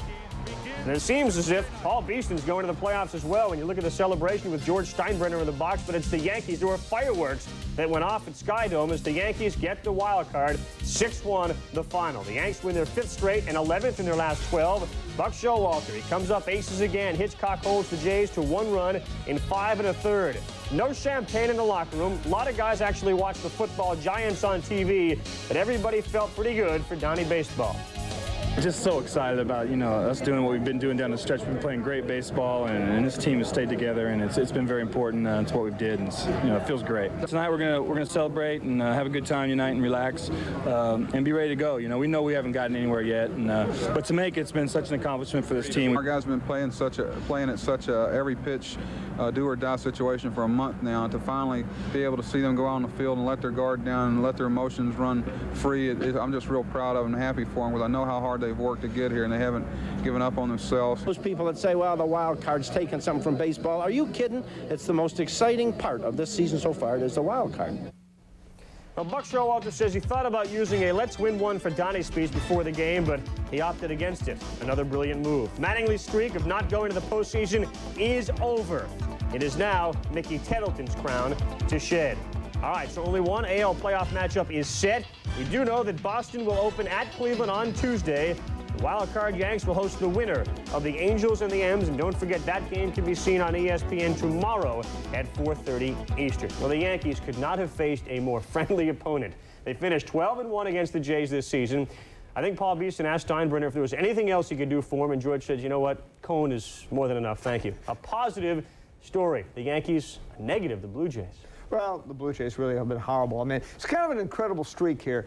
Starting with 1985, over 11 years, they've only played 51 games that were absolutely meaningless. In other words, when the pennants were decided, 27 of those came this season, which shows how many problems they had. But I saw a lot of things. I mean, first of all, I don't see what the controversy about David Cone was. They needed David Cone, who's had some tired arm problems, to pitch when they had to have them. They didn't have to win today. They had to win tomorrow if they'd end up in that scenario. But I don't think many managers in New York ever could have come down and kept young pitching together to the point where he could get Pennant, Kamenicki, and then, of course, today, Hitchcock win. The way he brought Wickman back, I thought, one of the things he said when he got Rick Honeycutt this week to me was, when we get back there, if we get to the playoffs, we have to find a way to get Steve Howe thinking positively. Well, he did that today.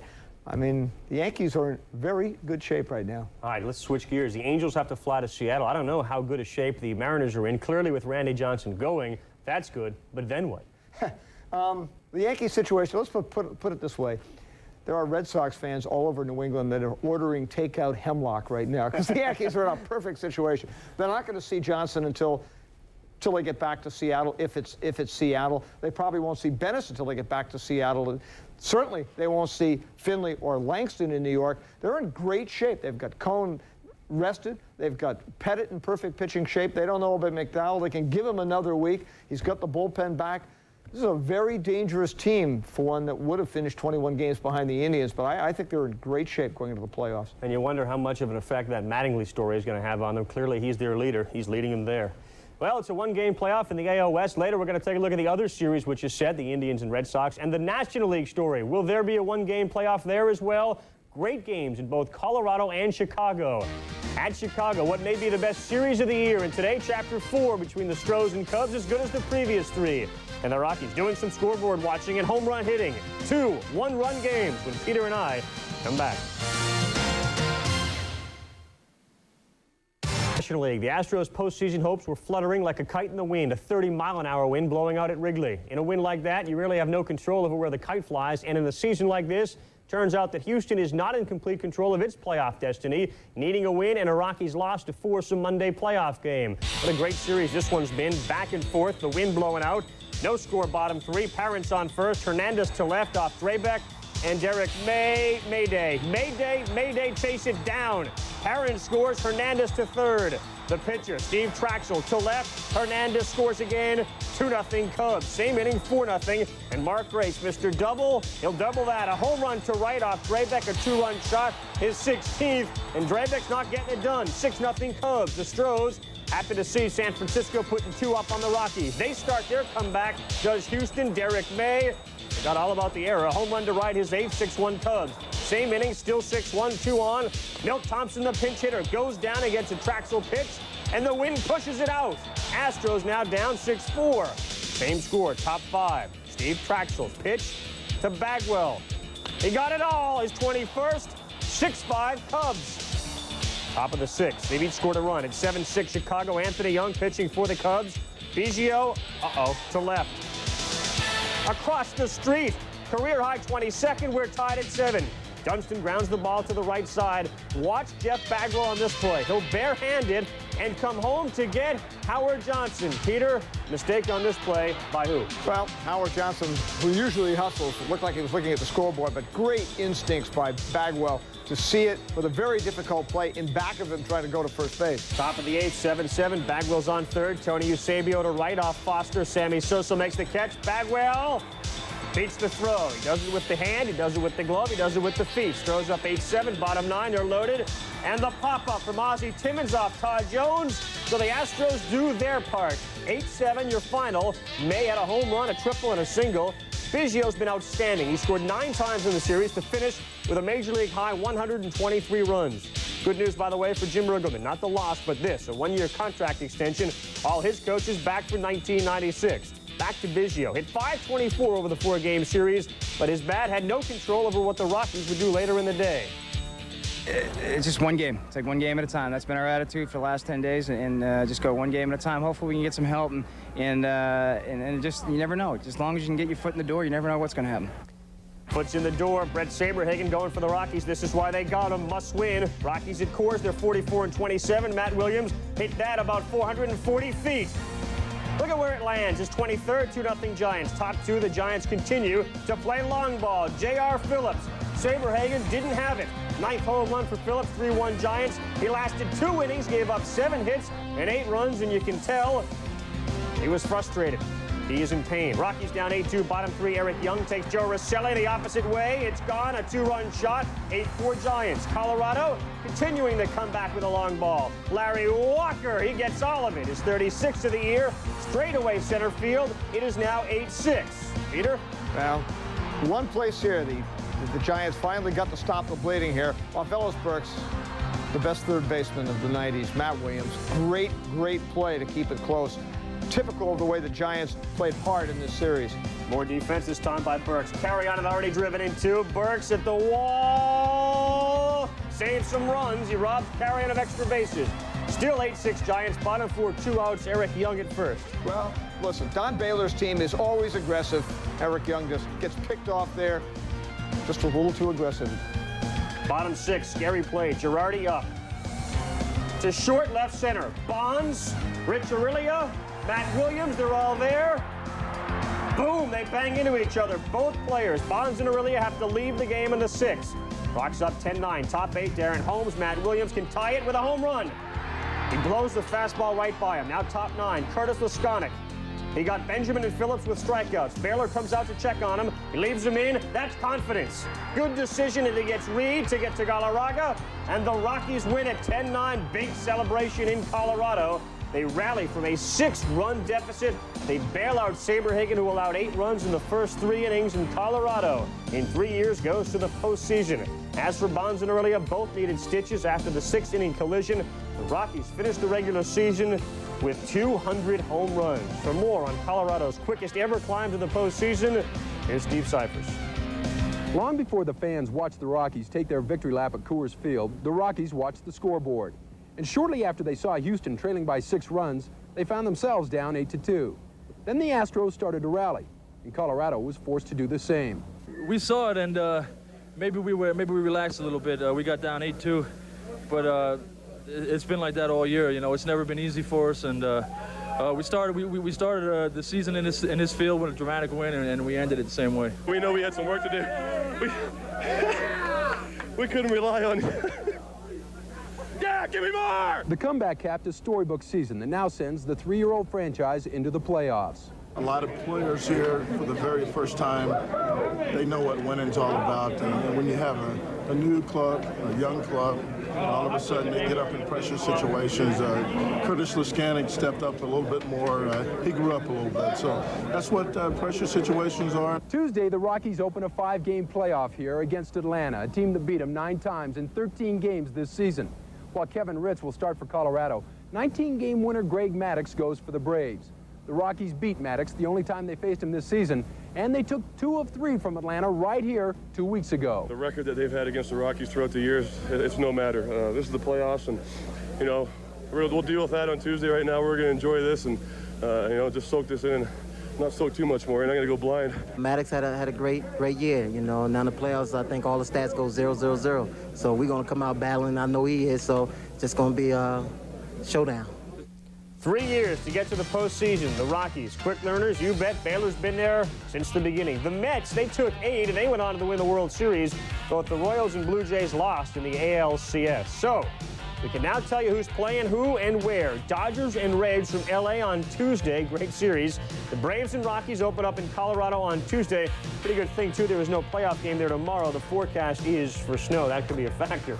Clearly, the pitching matchups favor Atlanta. Though this entire season, the Rockies have been overmatched on the hill, and yet they get it done. Well, Don Baylor, I mean, you talk about people who know about winning. I mean, there's no question he's going to run away with Manager of the Year. I mean, just look how they have to start the playoffs. I mean, Kevin Ritz has done a great job for them, but it's still Ritz and either Rakar or Reynoso against Maddux and Glavine. I mean, Billy Swift has been hurt. Saberhagen's been hurt. We're not even sure after today whether Saberhagen's going to pitch. But what it tells you is what an incredible job Baylor's done with that bullpen. I mean, 3 2/3 innings per game they've averaged out of the bullpen. They have the fewest starters inning pitched of any team in the National League. Speaking of Curtis Lascanic, to me, he's got to be in the top 10 for the MVP. I mean, he has been not abused, but used a ton and really come up big for them. He got rocked a couple days ago, comes back and gets the job done today. When we come back, a throwback series. Remember the great games Reds and Dodgers used to have in the 70s? Well, we're going to check out the 90s version. Almost assured they'll be just as great. And a look at the other action from today. The Indians giving the football Browns a number to shoot for against the Royals and the Red Sox. Wakefield try to find that groove in his final game before the postseason. It's a new sport in Denver. Most of our fans are pretty knowledgeable. Was that a triple Lux? Of course, some are still learning. Guys, stop telling me to hit out of the park! In Detroit, they throw octopus on the ice. Here, they're still experimenting. Hey, is that a T-bone? I think it's a porterhouse. It's a learning process. Zam, bone, eat. Cleveland bills itself as the new city. Everything is new. Jacobs Field is new. The Gund Arena is new. The Rock and Roll Hall of Fame, brand new. Losing got old, and the Indians did something about it. They have a new home run king in Albert Bell, and every day has brought a new high. Today they had a chance to win their 100th game of the season. The Indians 53-18 at home this season. Eddie Murray, he's not new. Neither is seeing him do this. He singles to right off Tom Gordon. Vizquel and Espinosa score. 6-run first for the Indians. They're not laying down. Bottom 5, it's 13-4. 2 on for Sorrento. A 3-run home run to right off reliever Rusty Meacham. Home run number 25 for Sorrento. The Indians do get their 100th win 17-7. The Indians close out their best season in 41 years with all those runs. By the way, the most they've scored in a game this season, most since '91 when they scored 20 in a game. Think they're ready? You bet. An exclamation point, says Mike Hargrove. We have been catapulted into the playoffs. Well, the Indians hopped into first place in early May. They never looked back. They finished 30 games ahead of the Royals. That's a major league record. A winning percentage of .694. One more win this season, they would have finished at .700. The Red Sox have averaged 10 runs in their first 3 games with the Brewers. Wakefield would like to get some of that support. A knuckler that didn't. Dave Nielsen, 418 feet later, it lands a 2-run home run. Brewers up 3-zip. Nielsen went 3 for 4 with 3 RBIs. Brewers still playing defense. Last day of the season, Scott Carl, he faces Dwayne Hosey into shallow center. Vigna, nice grab over the shoulder. Brewers win 8-1. Wakefield hoping he's going to fare better in the playoffs. His line, 6 innings, 5 hits. He did give up only 1 earned run. He also hit a batter. Yes, Scott Carl was hit by a flying bat in the dugout yesterday, but he comes back and pitches today. The Red Sox, meantime, watched the Yankees beat the Blue Jays and looked ahead to the Indians matchup. We don't care about favorites, says Mo Vaughn. Well, that being said, it is clear, Peter, that the Indians will be favored here. Fact is, the teams match up pretty well. Well, the Indians should be favored. I mean, they were 14 games better than the Red Sox. But freaky things do happen in a 5-game series. You've got Clemens and Hansen. Hansen beat them 3 times during the season. Wayfield's the only modern knuckleballer ever to win a postseason game. You know, if Clemens and Hansen can minimize Lofton and Bell, they have a chance. They're going to see 3 breaking ball pitchers, Valentin, Vaughn, Canseco, Greenwell. They're smart hitters. If they can take those breaking balls the other way and then hit the fastballs when they get them, maybe it'll be an interesting series. But the Indians are definitely the favorites. It's going to be a good series. When we come back, we'll talk about individual achievements. No, Albert Bell didn't hit a home run, but there have been several others. When we come back, also we'll look at the free agents. An oxymoron, yes, but there's a good chance the pay scale will slide downward. Who's out there? We'll take a look at that. Also ahead, the Reds have been limping lately. Today, they send a long, clear, loud message. They're ready for the postseason. And a look at how Hideo Nomo affected the race in the NL West. Has been complete. Tomorrow, the regular season not officially over. The Mariners and the Angels in a 1-game playoff. Baseball tonight comes your way at 4 p.m. Eastern on Monday, 1 p.m. Pacific time. What that will be is all about this. The Angels and the Mariners at 4:30 Eastern here on ESPN from Seattle. Salmon and Griffey, the hitting stars. Randy Johnson on the hill for Seattle. Don't forget, special edition baseball tonight at 4 Eastern, then the game. And then baseball tonight Monday at 12:30 a.m. Eastern, 9:30 p.m. Pacific. We will have a preview of the division series, all of which but one have been determined. And then Tuesday through Saturday, we are your source for baseball playoff action. Division series highlights and analysis. We will be at all the sites. We will show you all the games. Well, Kevin Malone, the GM of the Expos, will announce tomorrow he's resigning his position. Malone was offered a 2-year extension, but he wanted guarantees that the team would double its payroll next season. Club president Claude Brochu would make no such promise. Malone says, I know building a championship team is a long process, but I don't know if I have the time. No, time has run out as he resigns tomorrow. The Expos hosting the Reds, and the Reds struggling a little bit lately. Not in this one. Top of the 4th, no score, 2 on for Brett Boone. Out of there. First homer since July 29th, his 15th of the year. It's 3-0. Then Cliff Floyd, a sinking liner. Watch Reggie Sanders get there and take a hit away. Gets to his feet and doubles off Dave Silvestri. The Reds cruise from there. That all happened in the 7th, 5-1. The final score of the game, so the Reds finished the road trip 5-5. Let's move on to bigger and better things, said David Johnson. Told you about Kevin Malone's future. Felipe Alou admits that, quote, the front office situation affected the players and myself. He says, we need to find some stability. A lot of the Dodgers regular getting the day off in San Diego. Mike Bush. So much controversy earlier in the season, they brought up him, a replacement player. Replace this. 3rd home run of the year, and it was a big one. Thanks to that shot, a 3-run shot, the Dodgers win. Final score of the game was 4-1. The only regulars to play, Brett Butler and Eric Karros. Both came in hitting .299. Butler, a leadoff single to finish at .300. He then left the game. Karros 0 for 2. He drops back to .298. The Padres finished 70 and 74, 3rd straight season under 500. In this game, time of the sort of start at Chan Ho Park, but it was the start of Hideo Nomo last night that helped give them their first division title since '88. Also set things up nicely for Lasorda in the postseason as they start a series with the Reds. Well, Carl, they weren't very worried about Nomo. He had 2 games where he was throwing his fastball topped out at 75, 80 miles an hour.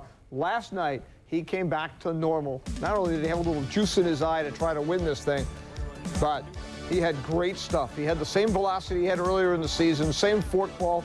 You can see here, he was dominating all night. A very important start for them because, let's face it, the Dodgers pitching is what gives them a great chance. That and the fact that they've got so many right-handers matched up against the Reds in this playoff series. But you look here, Ramon Martinez now is pitching right on his regular way. He has been a dominating pitcher. That Valdez, they get 5 days rest for Nomo. Hey, Shurik, Smiley, and Wells are great pitchers, but they're all left-handers. And while the Dodgers are afraid of playing on the turf, worried about the pressure the Reds can put on them, still, you've got Piazza and Mondesi and Karros. That right-handed power is considerable against left-handed pitching. It could be a great series. I know Jim Leland has said he really thinks the Dodgers have a great chance to be in the World Series. Well, everybody makes a big deal about that hitting power, but the fact is the hitters will tell you it's the pitching that has been the most valuable part of that team. Peter and I with plenty more to get to as we move towards the Senior PGA Tour at the top of the hour. We're going to take a look at the end of 2 eras in Detroit. Also ahead, a look at a new era in New York. The Izzy craze has some fuel added to the fire. And the free agents. Dante's on the list, but I can guarantee you one thing. He ain't going to play for free next year. I trained my boy.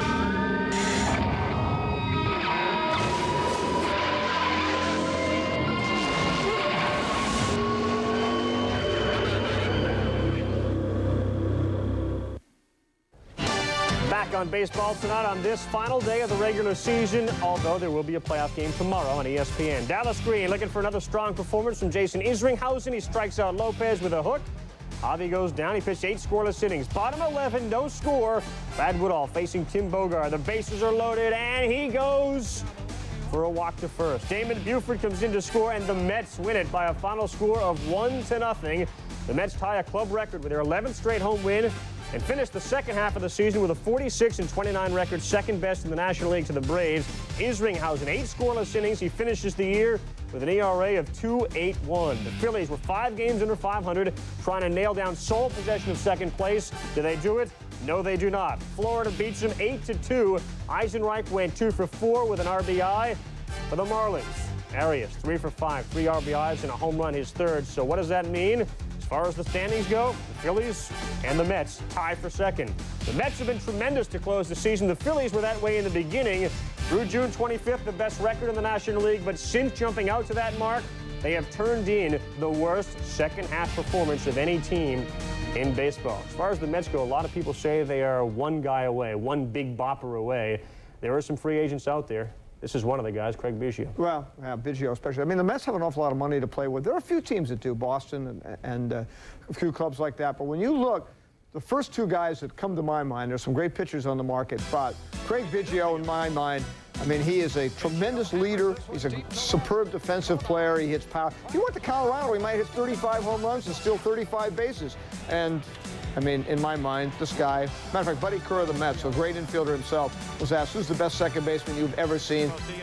Bobby Alomar. I'll agree with that. I mean, there's always a possibility. If the Rockies decide to go for Biggio, they can let Bichette go. I mean, he still has had a remarkable year. I know he gets devalued by the ballpark. There are a lot of teams looking for left-handed power, including the New York Mets and New York Yankees. Very interesting, Fred McGriff. But you've also got some very good pitchers out there. Cone, McDowell, Kenny Rogers, Finley. A lot of guys that can turn you around. What's going to be interesting is if they don't have a basic agreement, how many teams can go out and spend a lot of money. And if Bichette does go somewhere else, a lot of people are going to wonder how productive he can be outside of course. Still ahead on this final day of the 95 regular season, we will look back at the leaders in the major categories. A few of them, as Peter just alluded to, free agents. And speaking of statistics, Sparky's got his name in a few record books. Where's he going to be next year? The Big Hurt, his numbers, MVP variety. He says so long with a bang. His Tigers-Orioles game, Sparky Anderson sat back in a chair, lit his pipe, and let memories float like smoke rings. He said, I wrote all the stories I can write in Detroit. I've got to go to another city and write. Of course, I couldn't be a writer because I can't spell. He can manage, though. 2,194 games with Detroit and Cincinnati, third highest total in baseball history. Very likely his final game, and very likely the final game for Trammell and Lou Whitaker in a Detroit uniform. They get second base. Top first, no score, Mike Mussina facing Whitaker, and down goes Lou. Top second, still no score, Tony Clark goes down. Mussina struck out 7 in a 2-hit shutout. He is the AL's only 19-game winner. Is he your Cy Young winner? 5th straight shutout for the O's. That matches an American League record. Anderson added this nugget. He said, I don't think any manager in the last 50 years has ever stayed in a place as long as I have and been treated that good. I've been treated like a king and done a lot of losing. The Pirates in St. Louis to wrap up 1995. Drake Cummings drives in 4 runs on a 3-for-5 day. Last game on artificial turf at Busch. They're going to go to grass next season. Walt Jocketty says sometime this week he'll decide on the future of Mike Jorgensen. More on the managers in just a sec. The Twins and the White Sox. Twins up 1-zip, bottom of the 9th. Frank Thomas, he's got 39 home runs. He's got 40 home runs. That ties the game at 1. Bottom of the 11th. Same score, men on first and second, and they talk about Robin Ventura. A base knock to right. Off Stevens, it scores Cameron, and the White Sox come back and win 2-1. They get 1 in the 9th and then 1 in the 11th. 2-1 your final score there. So much speculation surrounding the future of manager Terry Bevington. It turns out he is back. He signs a multi-year deal to stay in Chicago. So we mentioned Jorgensen. Other managers who may be on the move. Jim Leland of the Pirates, I mean, his name pops up every year. Well, it does. I talked to Jim this week, and he really believes he's going to end up in Pittsburgh again next year, and there's an extension waiting if he wants to. Of course, Sparky's passing on. Now, very interesting 10-day period starting tomorrow. Tony La Russa has a 10-day window of free agency in which he can go to another team. And I talked to Tony today, and he said he has not heard from anyone. I mean, you know, I think that Jerry Reinsdorf felt that Terry Bevington has done a terrific job and deserved to come back as much as he likes Tony personally. Baltimore is a possibility. I don't think St. Louis can afford Tony. It's a very interesting situation. He doesn't know where he's going to go. And anyway, in Baltimore, we still don't know about Phil Regan. He has to meet with Peter Angelo sometime this week. As for Bevington, he's in a good situation because there's no way that effective White Sox staff is going to be as ineffective next year as they were this year. When we come back, a look back at the Dodgers' NL West winning ways. We're going to hear from the key players talking about the key plays. It's been a remarkable season for Cal Ripken, and today, one more curtain call. We'll look back at the great moments of '95. Albert Bell provided at least 50 of them. Peter and I back after this. Knowledgeable. Was that a triple Lux? It's a learning process. It's an indoor winter sport, sir. Indoor. Back on baseball tonight, 144 games. That's what made up this Major League season, except for 2 teams. The home run leaders, Albert Bell with 50. Buhner actually has a chance to go ahead of Thomas because tomorrow's game between the Mariners and the Angels will count towards the official statistics. RBI leaders, Bell is right there with Mo Vaughn. There's your MVP race as well.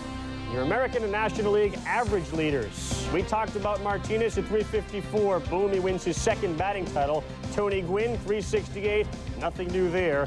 It was his 6th. Well, while the Dodgers were busy wrapping up their division title, Tony Gwynn picked up career hit number 2,400. He also locked up that 6th National League batting crown. Only Honus Wagner with 8 and Stan Musial and Rogers Hornsby with 7 have more. Wynn's numbers, just part of a season whose most memorable number will be 144 for games played. And let it be said that number 8, Cal Ripken Jr., has reached the unreachable star.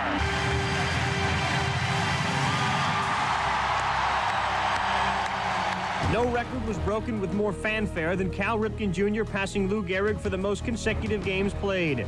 Cal did it in style, homering the night he tied the record, and then again on the night he broke it, providing a memorable moment with President Clinton in the broadcast booth. 3-0 to Cal. Here comes. Swung at it! Gone! Goal! Yes! Ripken wasn't the only one to break a Gehrig streak. Frank Thomas had another stellar hitting year, turning in his 5th straight season batting .300 with 20 homers, 100 RBIs, 100 runs, and 100 walks.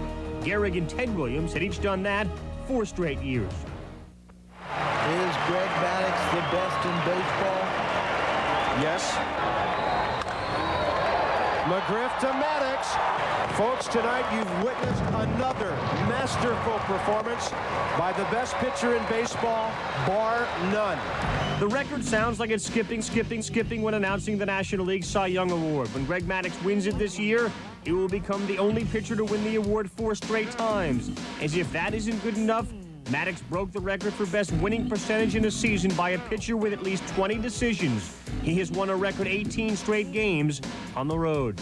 Randy Johnson didn't win as many games, but was almost as dominating as Maddux. He led the American League in ERA and strikeouts and nearly pulled off the pitching triple crown, finishing behind only Mike Mussina and David Cohn for most victories. The only question mark for the Cleveland Indians at the beginning of the season was the closer position. But Jose Mesa provided the answer, saving 38 consecutive games without a blown chance, setting a major league record, and helping the Indians to the postseason for the first time since 1954. Another look, now the pitch. Murray hits the ground ball through the right side, into right field, a base hit. Eddie Murray has done it.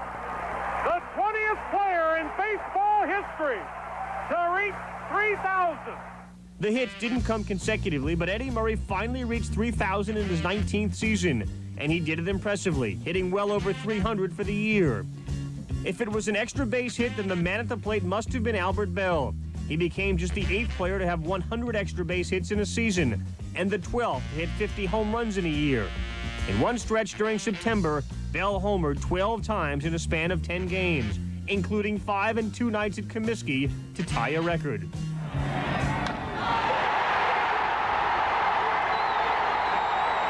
Four Rockies did what one man couldn't. Dante Bichette, Andres Galarraga, Vinny Castilla, and Larry Walker all hit 30 home runs, making the Rockies only the second team in history to have 4 players reach that mark in a single season.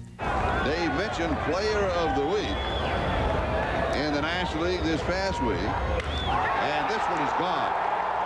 This one is gone. Big time.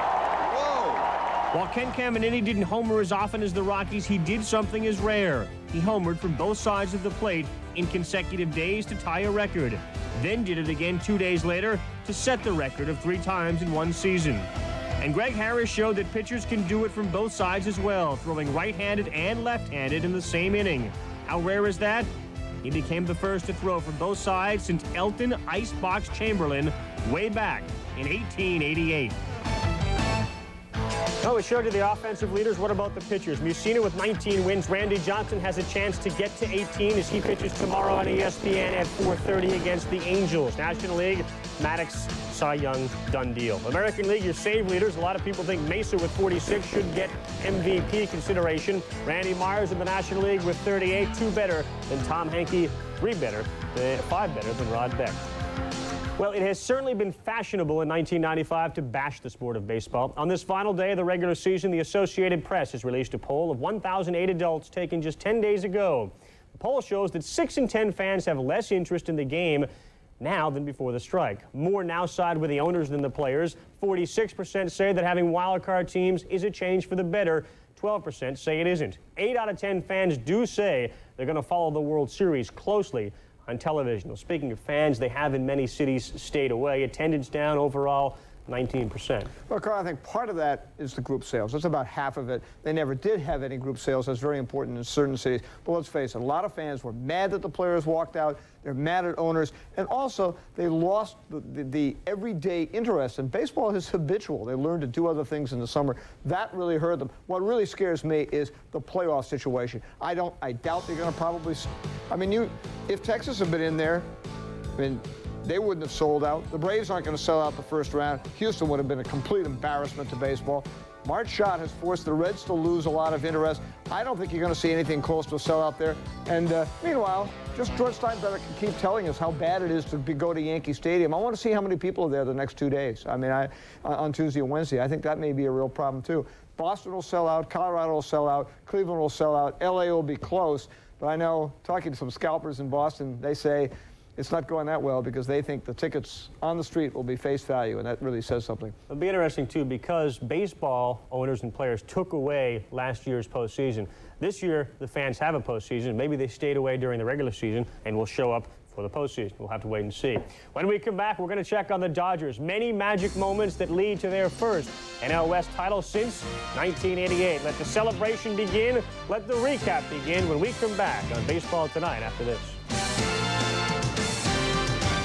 Baseball Tonight, checking the American and National League earned run average leaders. Greg Maddux, he sticks out like a sore thumb, like an effective thumb. 1.63 is ERA over the last 4 years. It has been less than 2. Unbelievable.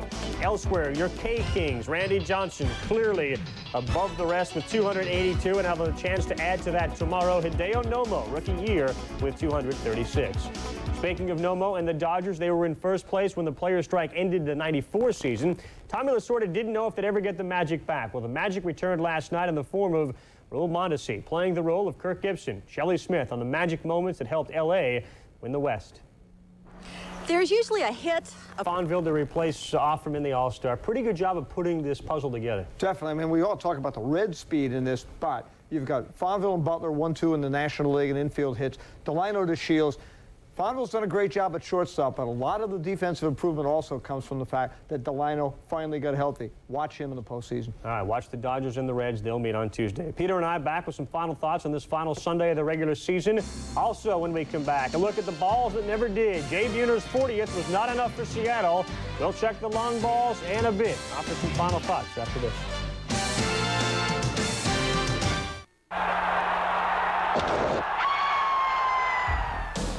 Back on Baseball Tonight, the ball did leave. Matt Williams crushed a big one for the Giants, his 23rd, but the Giants will see no postseason.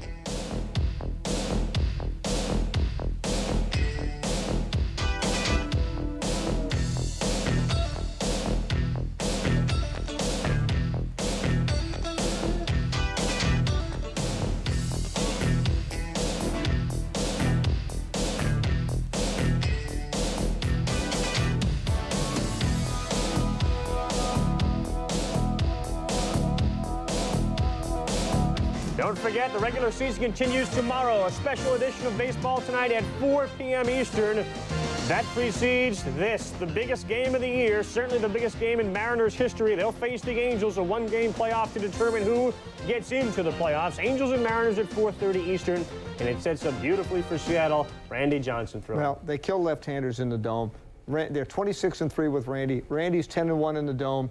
I guess we know who the favorite is, but the Angels have shown an awful lot of heart here. They have shown an awful lot of heart. Remember, beginning of August, they were 13 games back, and now it comes down to the two teams, the Angels and Mariners, deadlocked after 144 games. For Peter Gammons, I'm Carl Ravitch. Thanks for watching Baseball Tonight. The Senior PGA Championship is next.